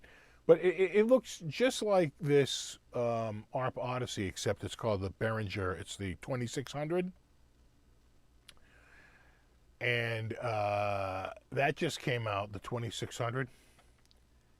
And when the 2600 came out, the original ARP 2600 came out in 1971 at a cost of $2,600. Any guess at what $2,600 in 1971 is in today in 2021?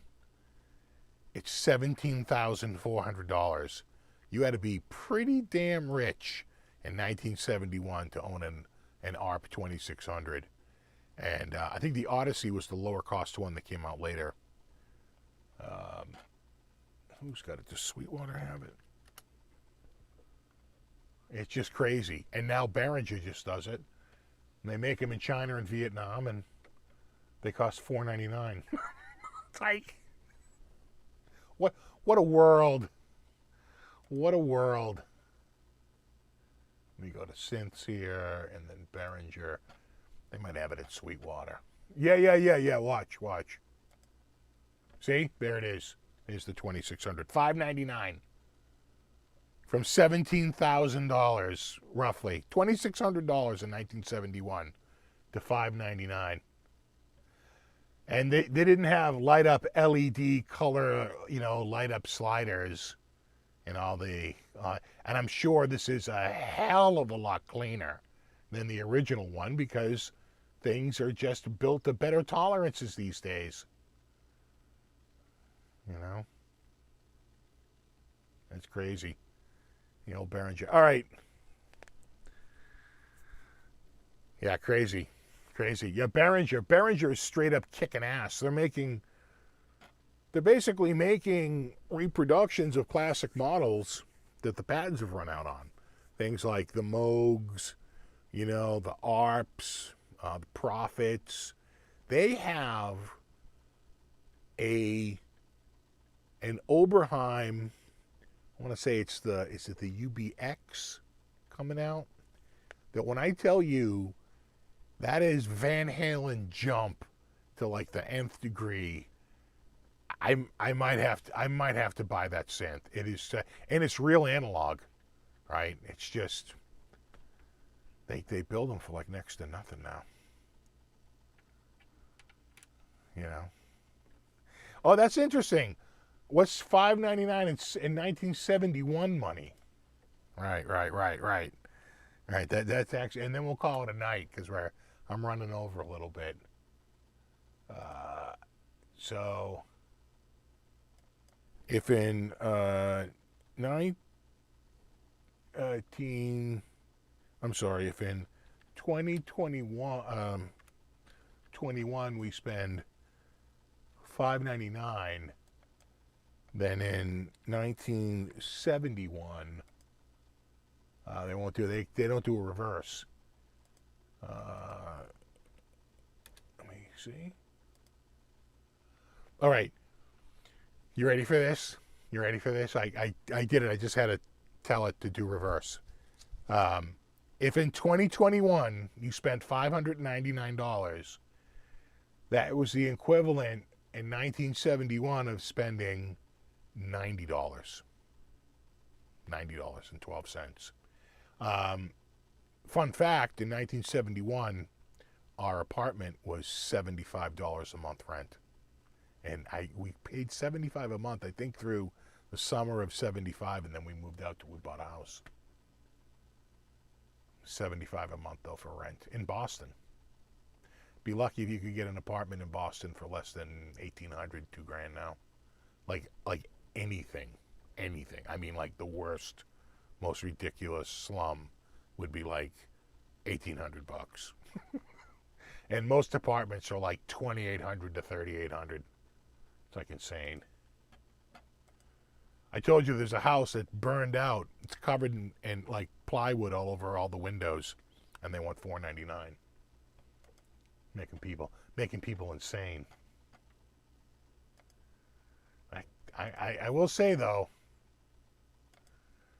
that Cobalt is looking pretty good, and $8.99 is kind of high. Who was it? Was it Sweetwater?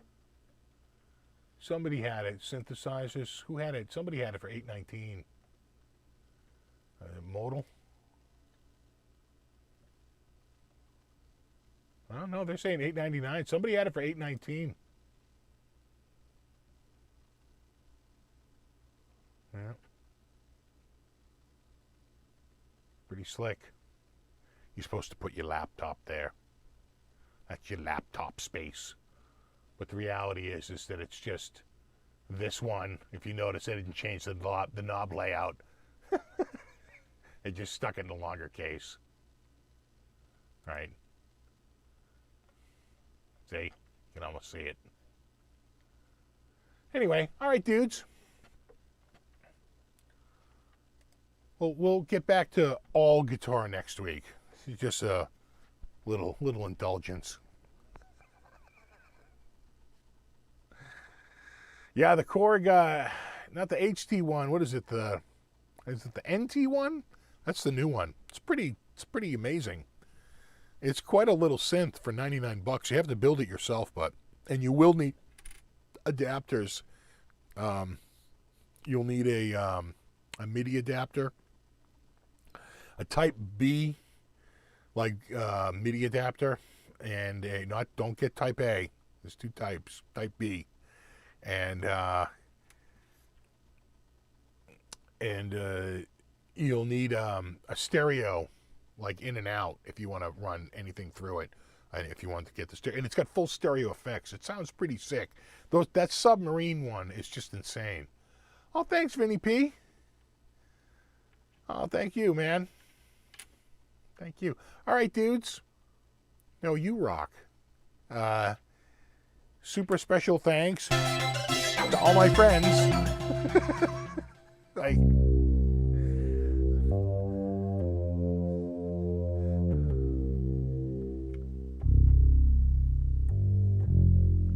out here in the fields. All right. No, you rock. Super thanks to anyone who hung out tonight. Extra super thanks to anyone who contributed. And of course, as always, super mega shout out thanks to my mod squad. Always appreciate you guys. So we'll do it all again next week. We'll do 100% guitars next week. It's just a little blip. There's a little blip in the road. Don't worry. No, I probably lost 40 subscribers tonight, but whatever. I like the synths. There you go. Hey, what's up, Aljon? What's up, buddy? Here we go. We'll do the last thing for Aljon and we'll go. You ready?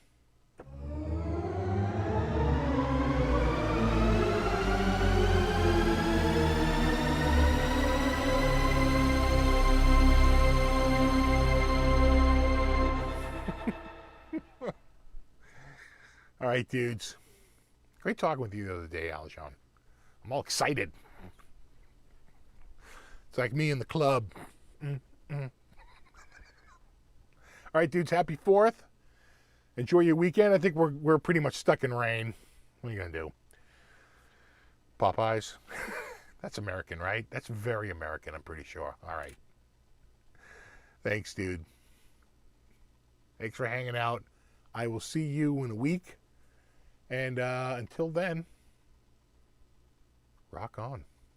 No, you rock. Later, guys.